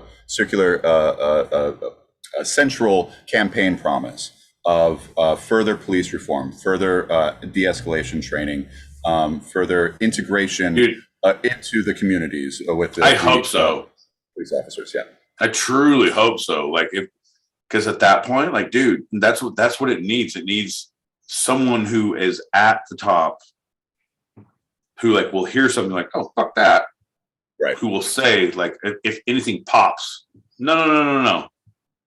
Because right now everything's swept under the rug so much, and even if it's like, oh, here's a news story, it's like, no, it's not, and it's swatted down by the office, right? And just, and if there's someone who's like, oh shit, really? No Pokemon here. No, no, dude. See, Pokemon no-go. Pokemon no-go. We also had the evidence, LAPD evidence sergeant selling guns out of the evidence locker. That was LAPD too. In the last 2 months, like, hey, couldn't you just stop selling guns and play Pokemon? No, I was bringing real Pokemon. I was going to go kill them all. Yep. Welcome to LA. His first 2 weeks in office have already met with some accusations of nepotism because he hired his brother, Bernard Adams, for a high-paying job in the NYPD. Mayor Adams, he said that white supremacy and anarchists are on the rise and, quote, suggested that he can trust no one. Oh, that's not a quote. And suggested that he can trust no one. It has a quote there, but I'm like, that's not a real quote. He wouldn't say that. I'm going to say suggested that he can trust no one in the police department as much as he can trust his own kin. But he did say something to that effect, that he felt having someone, that relationship that he wants to create with the police department would be best if it's familial. Oh, 100%. That's the thing, is like, and that's like true people. Like, how many jobs have you gotten because you were like, I know nothing about this company. I have no experience, no connections here. And I'm just, hey, look at this place. It says people want it. It's like, I'll go in. Or you see a newspaper ad. Hey, sir. It's always a hookup. It's always some sort of a hookup. Right. And if you're qualified, and it's like, yeah, it depends on how tight your hookup is with the people who do the hiring. And shit, you got the mayor? Like, yeah. Are you qualified? Yeah. Guess who has a job? Yeah. Fuck yeah. And he is qualified. That is something about it. He is a retired police officer of 30 years. He has been with NYPD for that entire time. There's a lot of qualifications. Right. It's not just like 100%. a random. Yeah, right. Right. It's something, but it's someone truly, honestly, like you are either 100% trying to steal from the city and pass shit over on them, or you're truly trying to clean it up. Yep. Because you retired you did 30 years. You ain't trying to go to work again, and now you have to go to work again. Okay, you're going for me. Right. I did this. Help me out. I only trust you. I trust you. And like at that point, it's like, yeah, nepotism is like, he doesn't want to go to work. He doesn't want to go to work. Right. Come on, man. And at that point, like, dude, yeah, anything that he sees, like, I feel like it's going to be a better change from the police department in. Yeah, nepotism or not, anyone gets a job from nepotism. Everyone, you know, that's how I met your mother. Okay, so I'm glad you got that one out. Thank you. The salary of this job is $165,000, which in New York is actually not that amazing. Like it's like school teachers literally do make that much in New York City. Yeah. No, it's not that much. I've bought pizza there, and I've spent literally, figuratively, accurately. Goddamn, where are you? Speaking of, we got messages. We're getting out of the mayors. We're moving on. Okay, let's start popping bubbles, and let's shout out like Dixon Normus. Like, I saw you from a long way away. Thanks for coming in, brother. I appreciate that. Mime Fox. Yeah, my man. Spawn Shiggy. Giddy up. And MFA. Girl, where you been? I have a very strong worded letter for you. So help me God. Chuck Christ is coming at you, Linby. You're going to figure out what's happening here later on. But let's play some messages. Let's play some message, John. A double loft entendre is one of the best lines ever. But it looks really cozy that we gave. I'm just watching here on YouTube, and it's actually pretty fun because you can write in messages and then see on YouTube. Nice, cool, nice. Multifaceted things. Yes. Oh my God. You guys both know each other through stage work. Yeah. Players. Yeah. So yes, have you guys done performances together?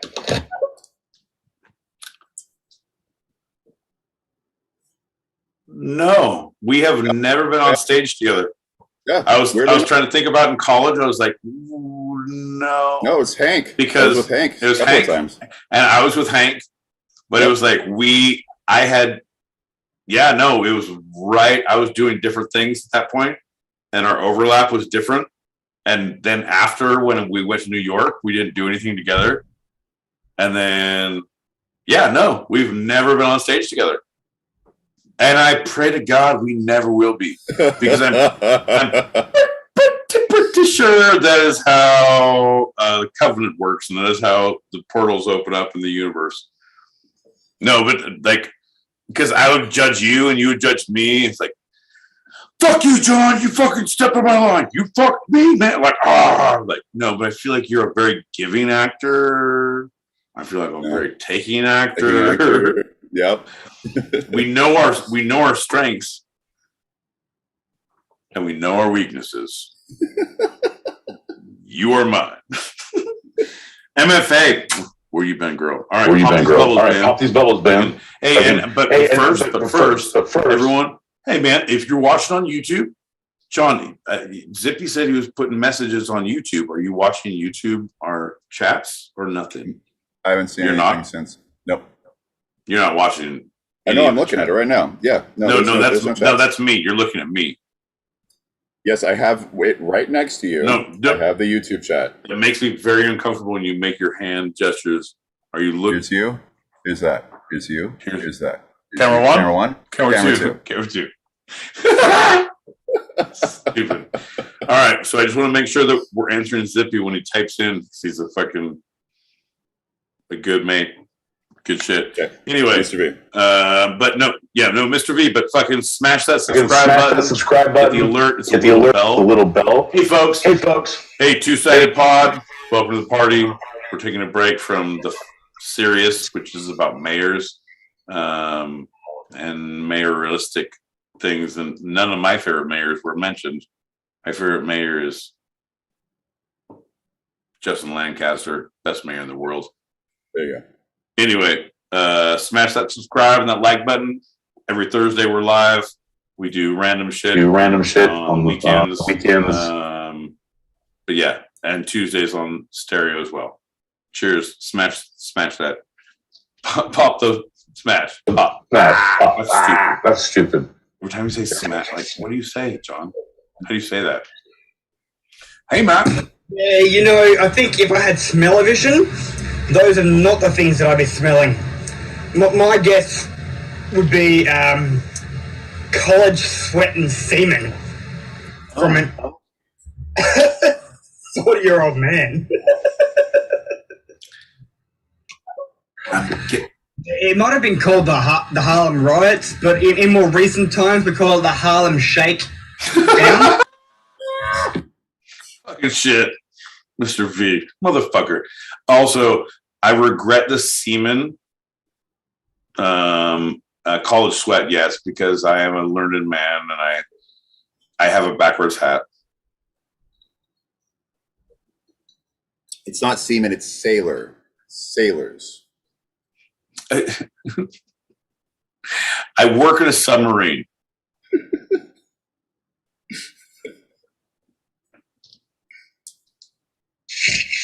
Larry and the Lendersons? Oh, mate, they are my absolute favorite hardcore rock band from Antarctica. They really are. I mean, they're fantastic. They opened for Grandma's Libido last time I saw them, and like, legit, very legit.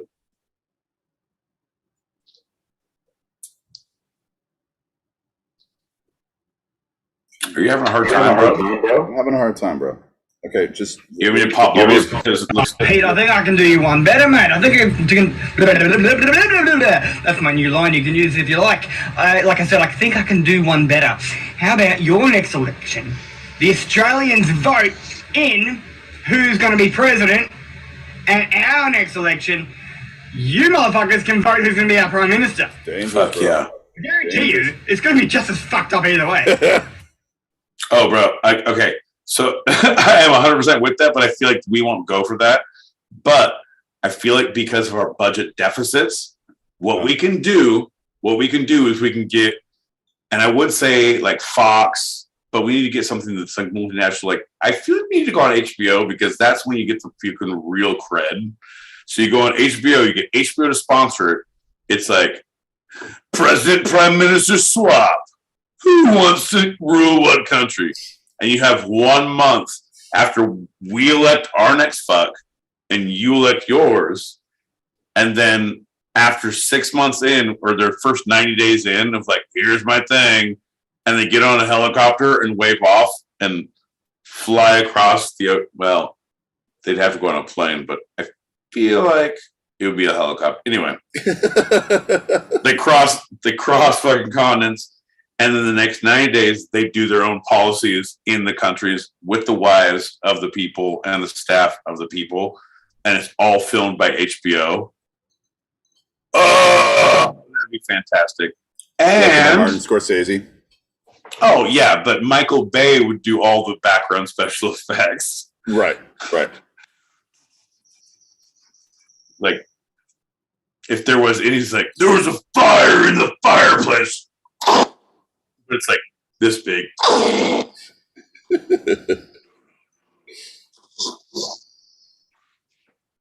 Anyway,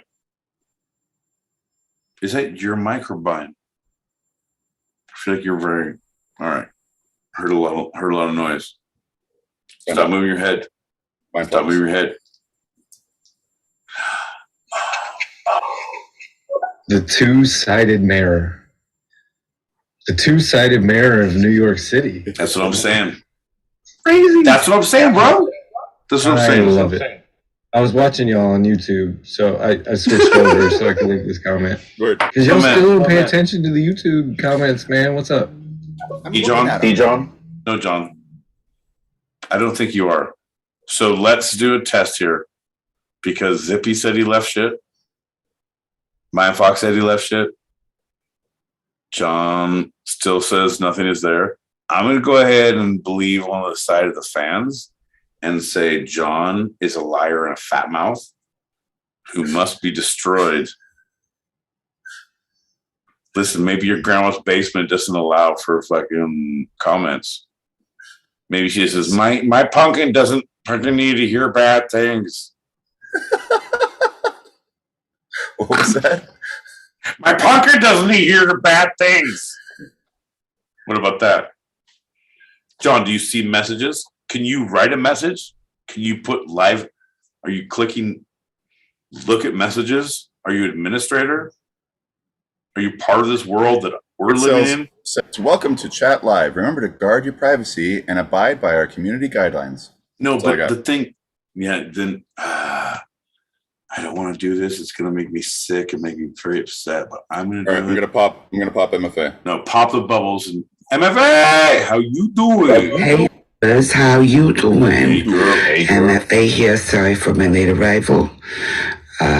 It went from 16 degrees yesterday to a balmy 40 degrees. And when the barometric pressure shifts so quickly, my body suffers for it. So I was taking a nap that led into, one of those 5-hour coma naps. Sorry for my late arrival, but I'm here now. Quit your bitching, Chuck. I made it. Hey, I'm so fucking. Hey, how you doing? So I see, and it makes me very. I got to figure out how to make more windows on my computer so I can hide this shit. You're muted, Pete. Okay, you want to be muted. We're going to go to the next one then. We know our strengths, we know our weaknesses, but most importantly, we know our Pokemons. There's already been a two-sided mare. Well, actually, should we say two-faced mare, so to speak? I mean, have you not seen a Nightmare Before Christmas? That guy had a mother flippity round head. Like a fucking... He could fucking make an angry face by turning his head around 180 degrees and then just flip it back. He's happy again. That's fucking two-sided. That's two-sided right there. I feel like you're talking about. I literally didn't listen to anything you said. I feel like. Oh, and just so you know, I fixed up the two-sided way theme song so that the vocals are just vocals now. I just got to work out a way of getting it to you because for some reason there's this weird thing on the phone where it sends the fucking project. I don't fucking know what it's doing. But yeah, no, it's all cleaned up and Pete, if Pete wants to fuck with it, he can fuck with it. I will actively fuck with it. John, do you see the messages I just wrote? Because I see. You're still muted. Oh look, you put yo yo yo. But I see lunch. No, you don't have to literally say all the characters I wrote. He said 649248001 #/ but Johnny boy, Peacock, my boy. Yes. Lonesome Larry says, "Hi guys, I've been in Australia 6 times." He's crying. He says, "Vom ERD," and it says, "Welcome to live chat. Learn more. Guard your shit." But if other people have been saying things, I see Lonesome Lenny's things on our show. I see him as well. Yep. Okay, and you're like, I don't see nothing. So again, you are not being honest. Your Honor, I would like to treat John L. Peacock as a hostile witness. And I would like to lead us directly into our next.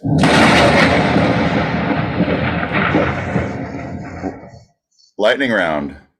Fuck you, Lightning Round! I'm closing this because this makes me sick to my stomach when I see myself in an echo of stupidity. Lightning Round! Let's get down to it. Woo! Hey, how This you lightning doing? round is one of your favorites and mine. It's the editorial dick. The editorial dick. That's where I give Pete a headline and he editorializes. Pure opinion, no fact, just riffing. Turns out that's how I live my life. No facts, all riff. I have no facts, but I have opinions to dole out like a son of a bitch. First headline. Boris Johnson apologizes for BYOB party. Dude, those fucking Brits need to ease up. They're trying to get him to resign for partying in the COVID. Like, this is, if I was a stupid, like, I'm saying our government, yeah, resign, you piece of shit. Like, yeah, you get to be government so you can party and be stupid and spread COVID in a rose garden party for special fun things and have cocktails. That's right. That's what you do. And then no one can blame you. Like, you don't resign. He's like, nah. I know because there's a secret video, like, we're all proper and we should have more things about us. You know, everything should be better and right and good. And they don't know 21 Downing Street, they should be second supporting us and all everything that goes on. No, motherfucker.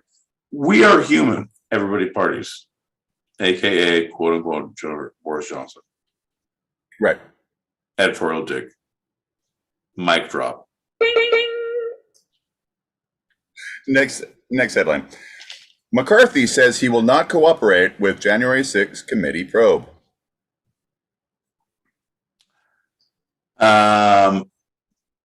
I am. My mind goes back to McCarthyism back in the day, and it still holds true, where stupidity and aggressiveness and just seems to rule the day and hold its head up high. And this is the time when we need to sanction and oppress and not oppress, sanction and address. There you go. I flipped it. It was a peanut. Anyway. McCarthyism. Fuck you, Kevin McCarthy. If you have nothing to hide,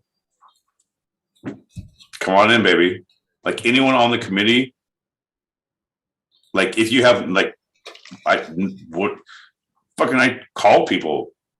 Why are you trying to villainize me? There's nothing. Like, yeah, I call, like, stop. But like, oh, all these things. Like, you're either needing to lie or you don't need to lie. And if you need to lie, then you are already fucked up. And if you need to lie, then be a fucking goddamn politician and lie. I'm not gonna do it. Show up and lie. Don't be a bitch. Don't be a bitch. Sorry. At least lie. At least lie. Make a good story. Third article. Canada says vaccine mandates work as Quebec's unvax tax leads to spike in first dose appointments. I literally heard nothing you said about. I heard vax, I heard tax, I heard appointments, I heard Canada. And that made me think about poutine. And I was like, I'm kind of hungry and I would love a good poutine. And if Canada opens its borders, but however, they're one of the hot points, Canada, UK, there's a few hot places that we don't go. And Fauci, that I'm with that little greasy motherfucker. I've been with him. But he's like, there's very few people who are not going to catch this. It's going to be like the cult of personality that is my boy Pete. everybody can catch this flow. Ooh, we're going to catch this flow. Awful. Horrible, awful. No. But I'm saying, like, ugh. But Canada, poutine. Not good on things. Viruses. I would like to move there, but I feel like they're Justin Trudeau, good looking guy. Like Moose. We have ways of making you pronounce your U's, don't you know? And also maybe hockey and maple syrup, eh? So those, and so what was the question? No, I think you got it. I think that was perfect. So the answer is, all right. And circle gets a square. Woo! Last article. But headline, not least. We regret to inform you the world's first NFT restaurant will open in NYC in 2023.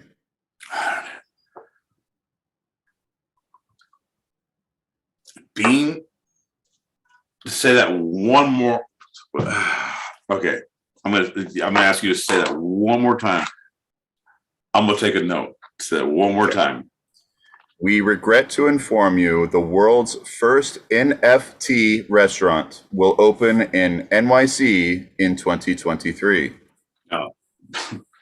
Well, there's only a few people can have that, and if you open the NFT in NYC, people could end up MIA, and then there'd be, if they finally find them, they'd be on KP. It could leak the VC, and we'd all just be a bunch of BS's BCing, if you know what I mean, John. I need more acronyms and more time. Like, being that I was trying to integrate the best movie line ever from Robin Williams, and I apologize for trying to. Being that the PC is on the QT,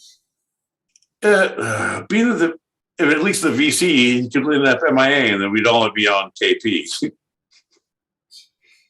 I don't know. Anyway, there's Good morning, Vietnam. You hit snooze, go back to sleep, Vietnam. You'll be fine. So, do you want to let the people at home know what NFT means? Might not know. Non-fundable transitional learning centers in America. Non-functional, It's honestly, to me, John, like this is something that I am not with at all, because it's, oh, I lost my hard drive. Oh, you lost $1 million. It's the same thing with fucking the old orange fucking clown of the US. His wife is selling her hat on auction. The starting at like, it was like $25,000, and then it comes with an NFT of a watercolor of her. And I was like, this is the world I live in. This is what I have to deal with on a fucking daily basis. Baby Jesus fuck. Holy shit. I'm a religious man, but I see the face of God, and it is not here. I'm not, and it is not. And this is more of a Satan issue. This is awful, John. We got Hooper Trust in the chat on YouTube saying that NFT is not effing tourist, not effing tourist. He also asked me if I'm in a storage locker. We've discussed this. It's no. You still answer. We don't discuss this. No, he literally because shh, don't talk, don't tell. You've seen this is actually. John is in filming for the next episode of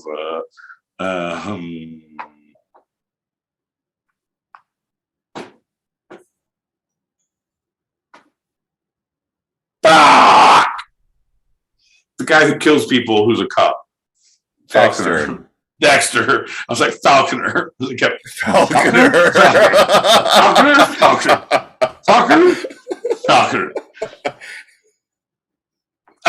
No, that was the one where, remember where John's in the desert in the background and they come, the Falcons come and pick his bones?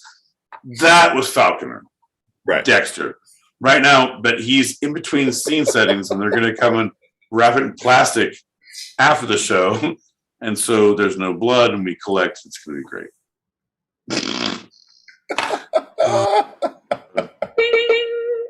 That's correct. Let's move on. Horrible. That's literally horrible. So that was our the worst lightning round, other than the one that was longer and longer and longer than before. That's right. Hooper Trust says Eric Adams is going to fix NYC. We just finished discussing Eric Adams and some previous mayors. So if you want to check that out, it was a nice discussion. Who is it? Hooper? You said Hooper Trust. Hooper Trust. Hey, Thanks for listening, man. No, full on, and that was like, there's some. He is gonna fix. He is the thing he put in, and all the things we're talking about. Like, this is the. You need some sort of a disruptive change. You need some sort of a thing. John, hey, I'm gonna release. I just know you're really gonna like Hooper Trust because he just said it's like Silence of the Lambs meets Carrot Top.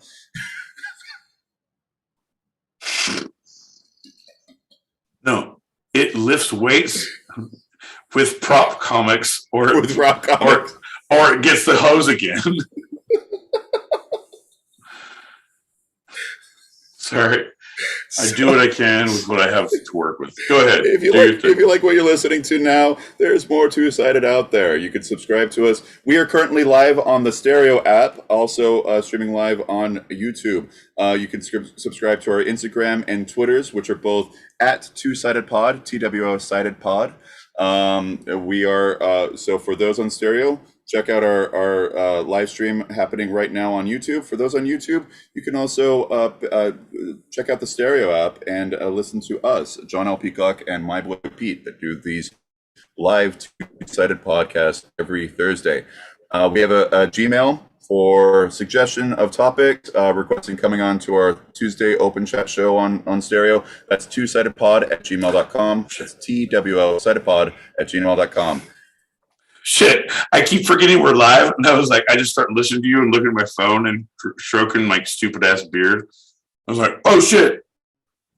Oh, because I was like, no, I know. And then all the other things I want to see. Like, John, tell them about, like, hey, what is your favorite movie? Like, send him your favorite movie or your favorite movie quotes, because we're going to do a segment in our next show that is one person will ask specific questions. John will ask me questions, and I will only respond in movie quotes, but whatever your favorite movie is.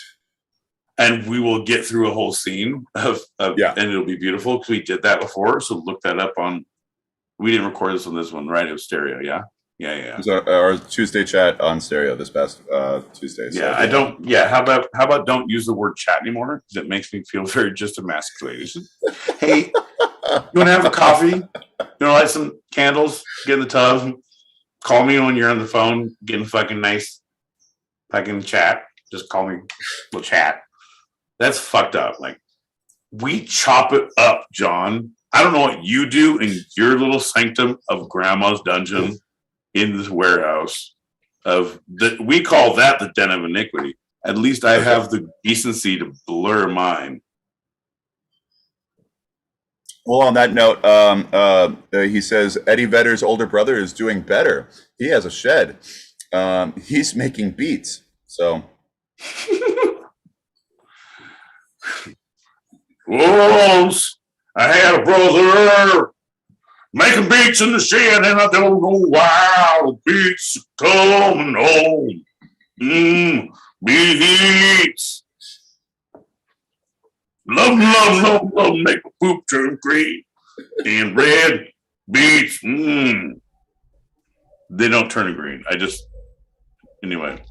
Go ahead. So if you want to add to that upcoming comedy bit, gold in the making, send us your favorite movie quotes to twosidedpod@gmail.com. That's TWO sidedpod@gmail.com. And we've gone viral. You can now listen to Two Sided on Spotify, Apple Podcasts, Anchor, and elsewhere. You can search Two Sided, TWO Sided, for podcasts. We'd love if you follow us on those platforms, subscribe to us on YouTube, and even follow us here on Stereo if you haven't already. We thank you kindly.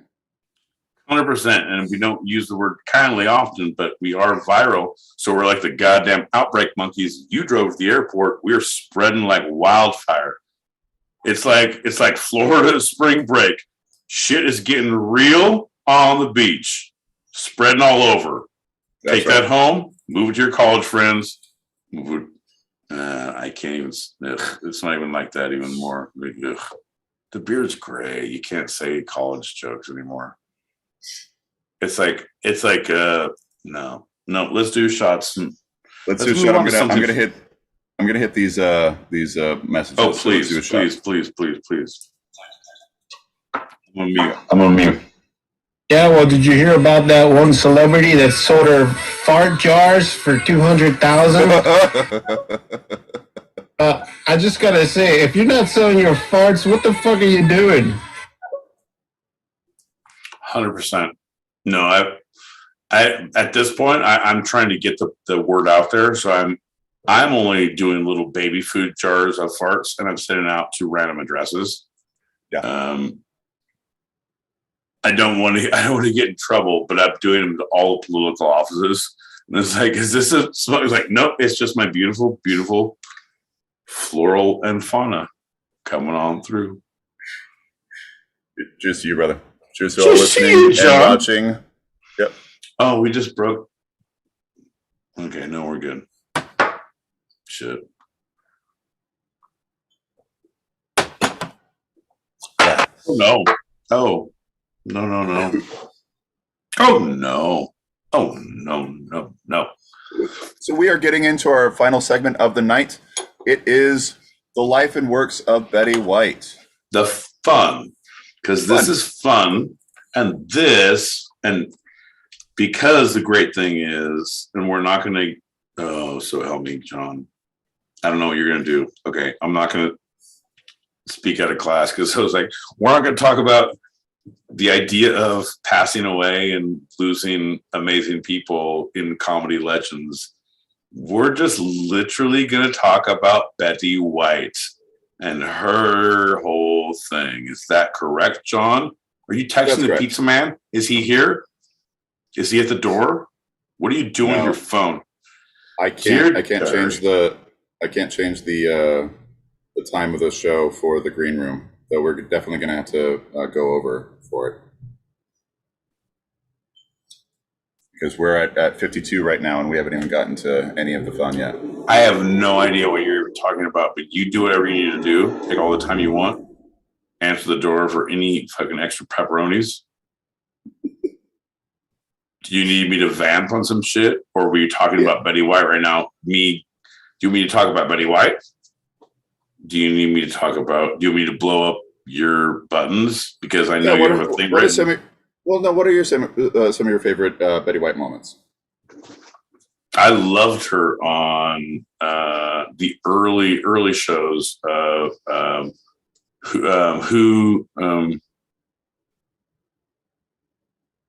fuck, not Nanatune. This is my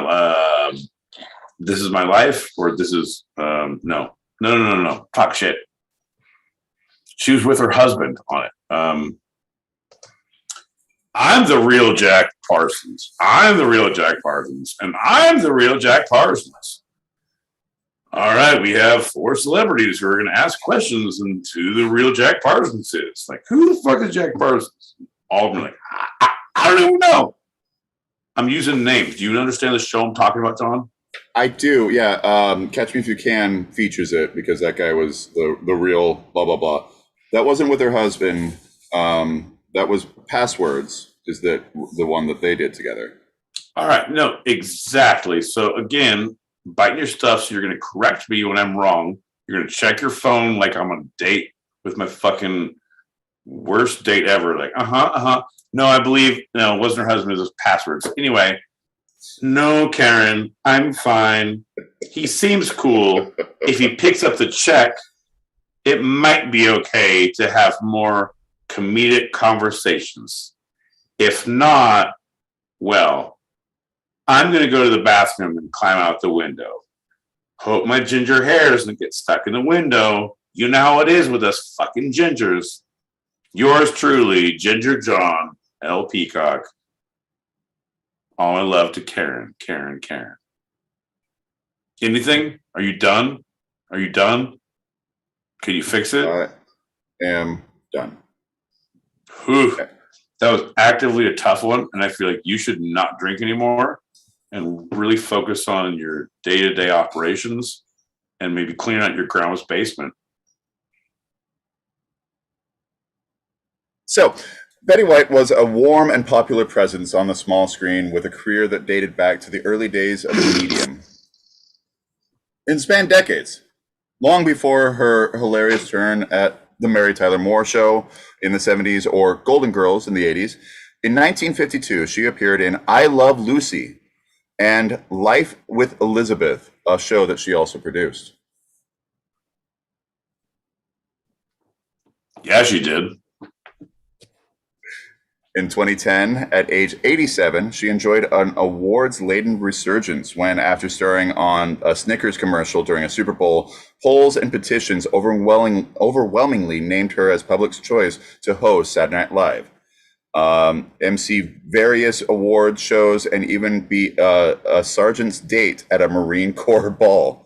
After that, she went on to star and to steal scenes in TV sitcoms like Hot in Cleveland, even scoring an Emmy nomination, her 17th, which included 7 wins. Well, even that, but you got to look at what she did. What she didn't change, like her thing, John. Like, yeah, you're going on her kudos and her shows, and she was a famous star before, and that's how she got to the TV shows. And when she was on the TV shows, that's where she made her chops and made America love her, because that's how she got onto Golden Girls. Like all the other things moving up towards that, like, yeah, they kind of did, but it was the TV shows of the Password with her husband. It was the Who's the Real, whatever you're going to say that I've blown your shit up, but it was the shows that kept her going, got that job, and she's so good. Like, as a comedian, John, I hope you have something in there about her fucking art of comedy, but go ahead. I digress. Continue. I digress. Something I do want to point out, so she had Bet's Pets, which was her fan club. All of the dues to that went to animal rescue charities, and she received many accolades for her work with animals. This is a quote: "I'm the luckiest person in the world. My life is divided in absolute half animals, half show business." And she once told TV Guide, "I have to stay in show business to pay for my animal work." I love that. I love that. It's like me and my drinking. It's like, I gotta stay relevant to keep on buying the booze that makes me relevant. She is known to have owned many dogs that she was pictured with throughout the years from an early age. I know, dude, and that broke my. That was the thing. Like, okay, go ahead. Because I donated to her, not just SPCA, but I donated to her specifically twice. Yeah, that's awesome. It was only $12, but you don't have to say the amount. No, but I feel like I need to be honest. That's right. She was born January 17th, 1922 in Oakland Park, Illinois. Betty Marion White. She was an only child and moved with her parents, who were traveling salespeople, and moved around quite a bit, where she ended up in Los Angeles during the Great Depression. As a child, she dreamed about being a forest ranger or a writer, only to fall in love with performing when she took the lead in the high school senior play that she wrote. She skipped college, went straight to performing on the radio, and quickly went to World War II to support the troops, and did many of those. What were those? The USO shows? Yeah. Yep. Of which she USO. was highly honored by the U.S. military because of that. See, but she was so great. She was that whole thing. Like, okay, go. I just finished listening to the Colin Powell dollop, so don't get me started about war. Okay, yeah, right. Okay. Despite so Life with Elizabeth, where she was a producer, even though it had a low budget, minimal sets, the show earned White her first Emmy. And then in the 1950s, the other series came and went. And by 1961, she appeared as a celebrity player on the daytime show Password, hosted by Alan Ludden. Alan Ludden, you, sir, are a gentleman and a scholar. That's right. He was a widower and a husband of three. She was a divorcee, and she actively pursued him on the show during the show. Like she would talk about all the time, flustering him over and over again. Which was brilliant. And this is why if you watch the shows, like she's just Alan, like, because you know for a fact, this is all you're seeing in the 20 minutes on screen, right? Yep. Being on shows, you're an hour and a half backstage. You have at least an hour with that person, 3 times as much with that person. That it's just like, are you touching me? Are you okay? All right, okay. All right, no, I don't need to have any more cream. I'm good. Okay, I'll see you on the stage. Okay, holy shit. The stage has been set before it didn't start from the drop when the camera's like, go. This poor man, this genuinely brilliant, amazing, lucky man had to endure that from the green room, John. And that is what we don't see. And that is because she's so amazing. And he's so amazing. Like when you see them, like, okay, go. So he proposed marriage to the actress in 1963, 2 years after her first appearance, and she accepted that Easter. He sent her, quote, this adorable, fluffy, white stuffed bunny, she later told People, quote, and its ears were gold leaves with ruby, diamond, and sapphire earrings. You don't send me shit, John. I got a weird shirt that made me look like a steps eternal into my chest of like over and over and a spiral into my heart. Yeah. We're not good at gift giving. I'm giving you a gift that is like, oh, you like 2-stroke engines? Here's not an engine, but you can put it together for yourself. It's not that. That's what I've seen on YouTube a lot. I was just gonna shout out to that engine company if you want to fucking sponsor us. I don't know, man. I'm trying my best. Hooper Trust on YouTube says Betty's Colin's nickname was, quote, White Powell. Okay. And that she invented White Powell, Colin, White Powell. I feel like he's watched this. Okay, doll. Okay, go ahead. Yeah. And Betty invented how the sausage was made. Very much so. No, she did. Because she put more out, and she was like, "Oh, I'm the cute little old lady," and who would do like, "Oh no, fuck you!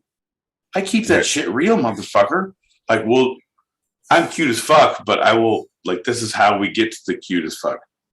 That's pretty much how the hair grows. All right, go ahead, finish it up. How the world turns. White said of her marriage with Ludden that he was the love of her life. Our secret to our marriage was enthusiasm, Betty said. And when I knew Alan was coming home, I would freshen my makeup and put on a new blouse.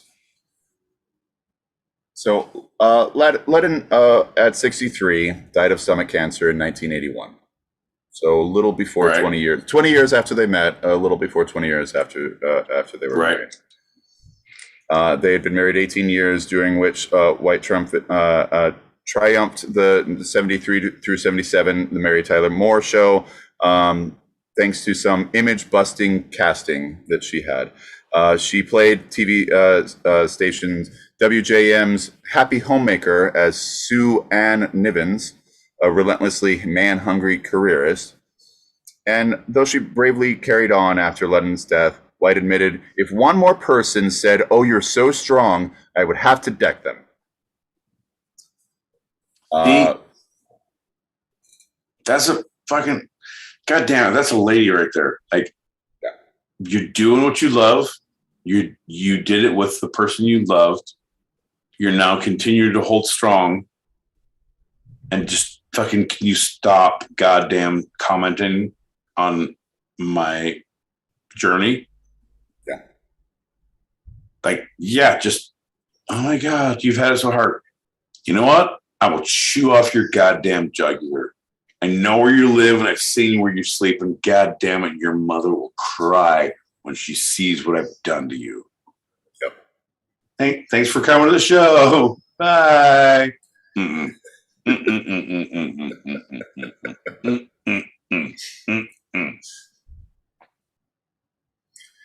She never remarried.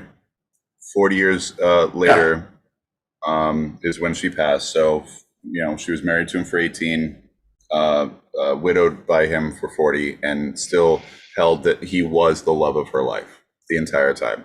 In fact, her last words were his name, Alan. 100%. But no, John, just you stop there, because you're glossing over all the great stuff, man. Like, you guys can go back and look it's on YouTube. Like, I couldn't find it on Amazon. I couldn't find it on Hulu, but you can go back and find the passwords. I think it's on. No, I know it's on YouTube. Anyway, I did a search. Yeah, but you could find them together and just the banter and and like, if you watch a season, like one episode is like, all right, here's the thing. But if you watch the banter across a season, it's like, someone listens to one show of John and I, it's like, oh, there should be a restraining order against one of them. We're not going to say which. I'm going to go ahead and say maybe I know, but I'm not going to point any fingers because it's a radio show. Oh, wait, we're in a video? The radio people don't know who is responsible for. Anyway, fuck off. I'll burn your house down, whatever. Oh, I gave it away. The password is my boy Pete. Password is, you're going to go down, motherfucker. All right, so it sounds like something like what he would say, something when you are dumb and you're ginger and you chomp and your jaw clicks. Remember when you breathe too hard? Remember when you breathe? What do you say? What do you say? That's it. We're moving on. You didn't even guess, John. You're the worst. Fucking. I don't know, Jackal.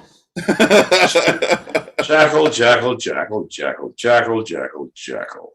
All right. Everyone needs to watch that show, because just the banter of the fun comedic banter that we did not exhibit there, because John would not pick up any of the funny ha ha ha ha ha, because it was anti-John ha ha ha ha ha ha ha.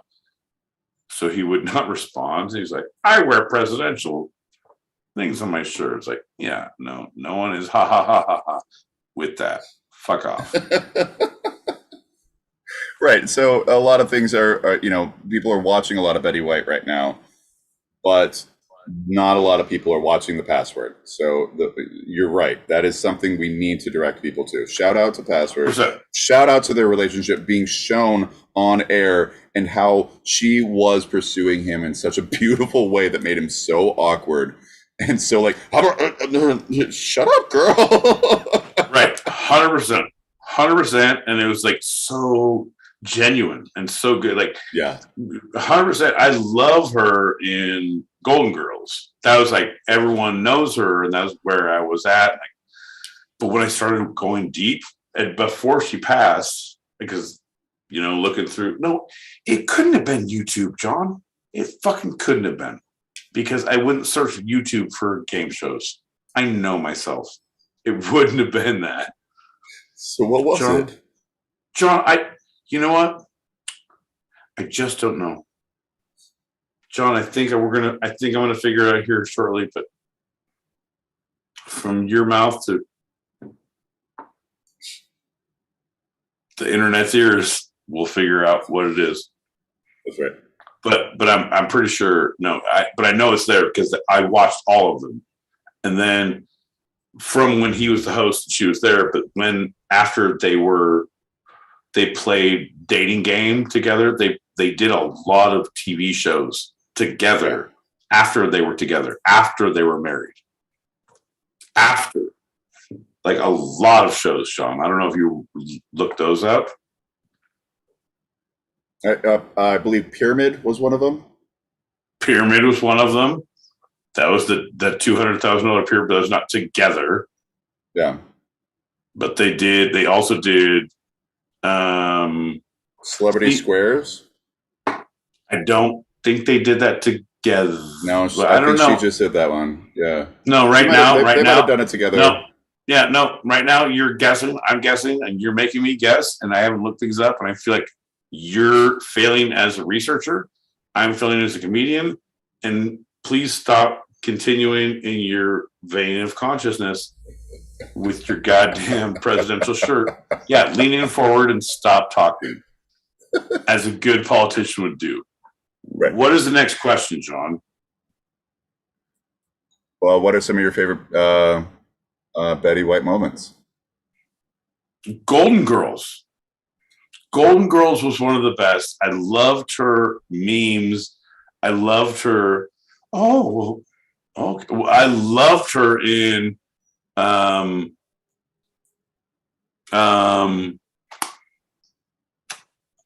fucking, what is the shit ass movie? Oliver Platt about a crocodile. Oh, right. Fuck.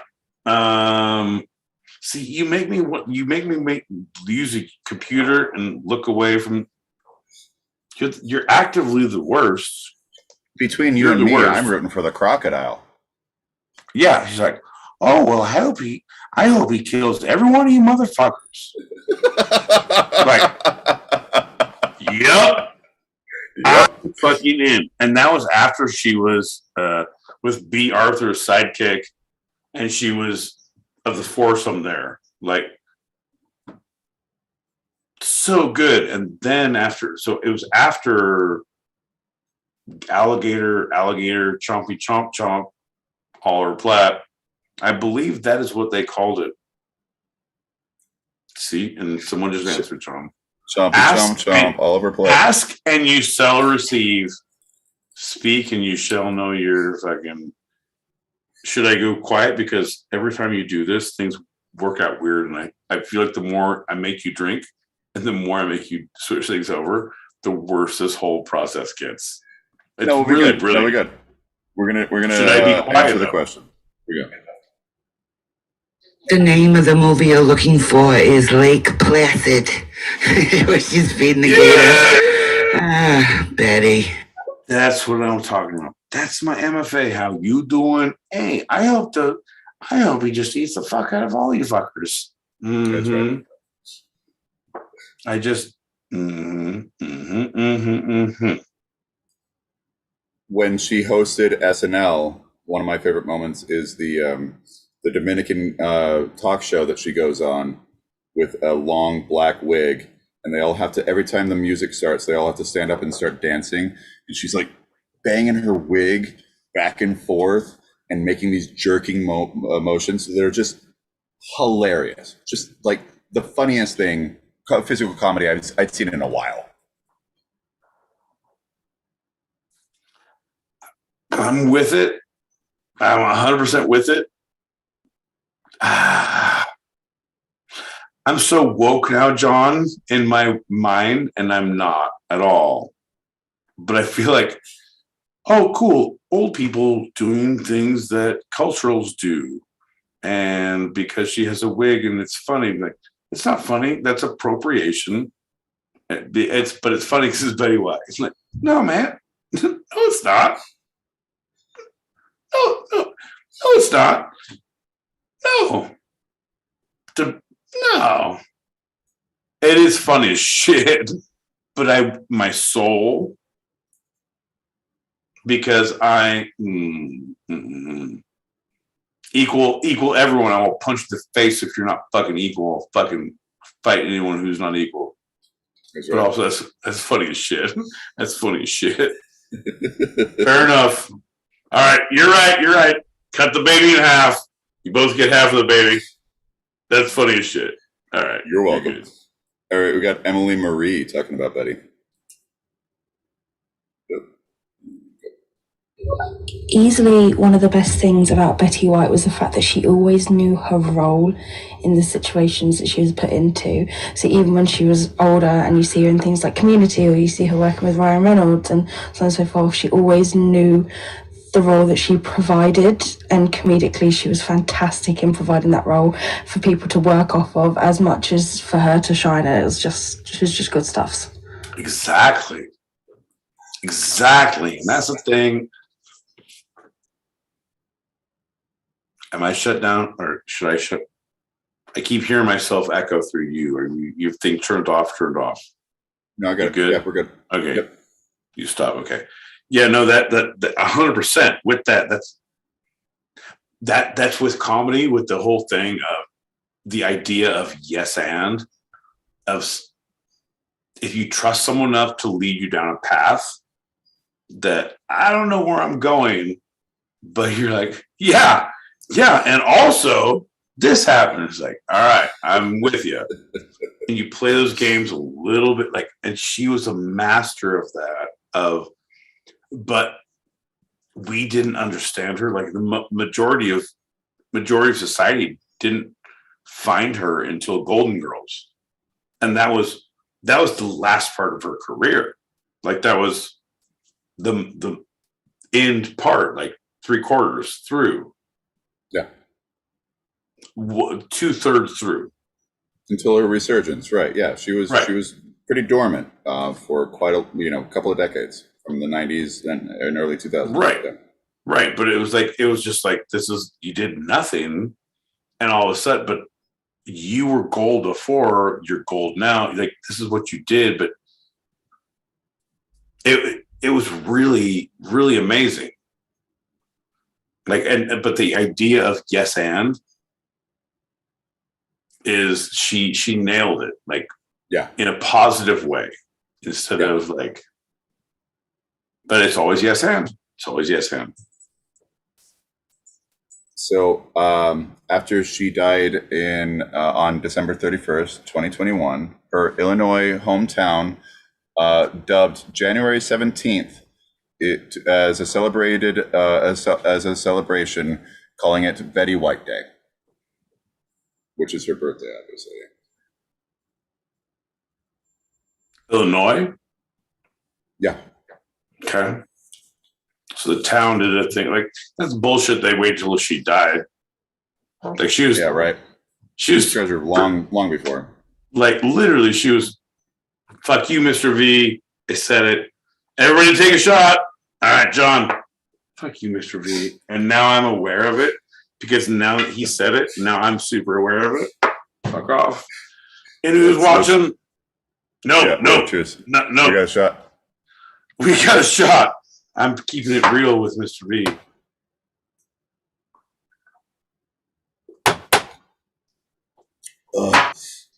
What was that drink? What was that about? When I give compliments, I tell people they're the best thing since Betty White, because Betty White came before sliced bread, baby. That's right. She had some of the funniest quotes ever. I know this is going to sound morbid, but I think she saw 2022 and said, fuck you, I'm out. I ain't doing it. I've had enough. See ya, wouldn't want to be ya. She went out her way.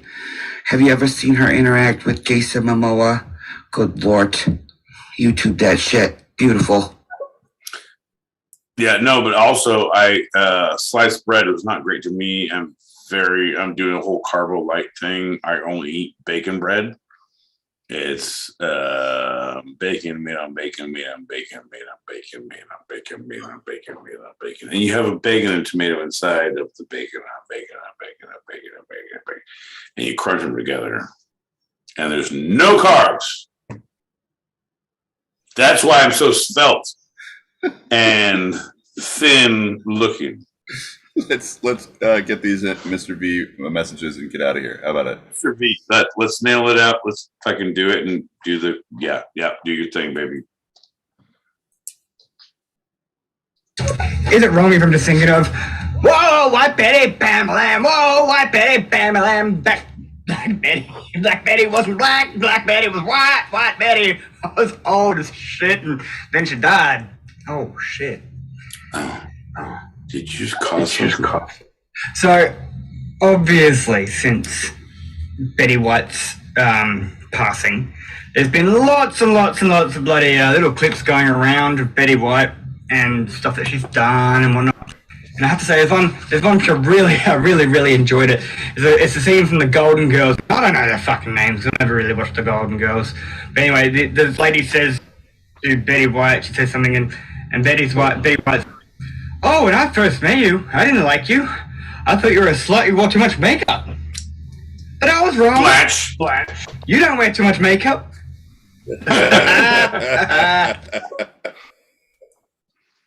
Blanche. Yep. Blanche. And she was talking to Rose.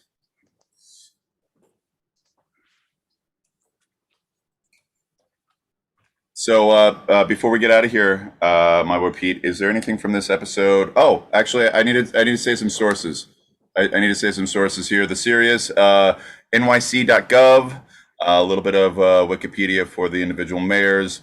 The Fun, we got people.com, and the New York Times. A couple of wonderful tributes to Betty White and her life and her legacy.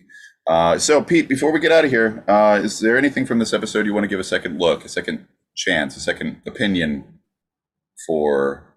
This is Pete's Retraction Corner. No, John. Goddamn. At this point, I feel very strongly full-blown, full-hearted on everything I've done, everything I've said. My political campaign is strong. I feel like it's all going to work out in the end for us.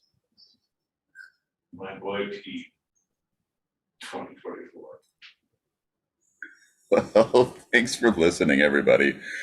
We have our open chat show every Tuesday on Stereo, same start time as tonight. So if you want to join us or throw out some topics out there, you can do so by emailing twosidedpod@gmail.com. That's TWO sidedpod@gmail.com. And remember to join us for our green show, which is going to happen in about 8 minutes at 30 after the hour for our after show wind down. That's a wrap for tonight. Green room show, not a green show. Room show. Everything's difficult with you, John. He gets and excited. you have to accept that. You should do that now, by the way. So that's a wrap for tonight. I'm John L. Peacock out in Brooklyn, New York. Yeah, and I'm my boy Pete, and I'm tired of you giving me instructions to do during the middle of the show after you made me do a bunch of shots, John. And this was our show. Join us again live next and every Thursday on Stereo and YouTube, 5 p.m. Pacific, 8 p.m. Eastern, as we talk about the two sides of life, the fun and the serious. Here on Two Sided. I love you, Pete. Yeah, I just accepted your show, John. I'll see you in 8 minutes. And I'll figure out if I can. Oh, nope. You're already making an uphill battle for me to adore you or like you or put up with your bullshit. Everything is suspect at this point.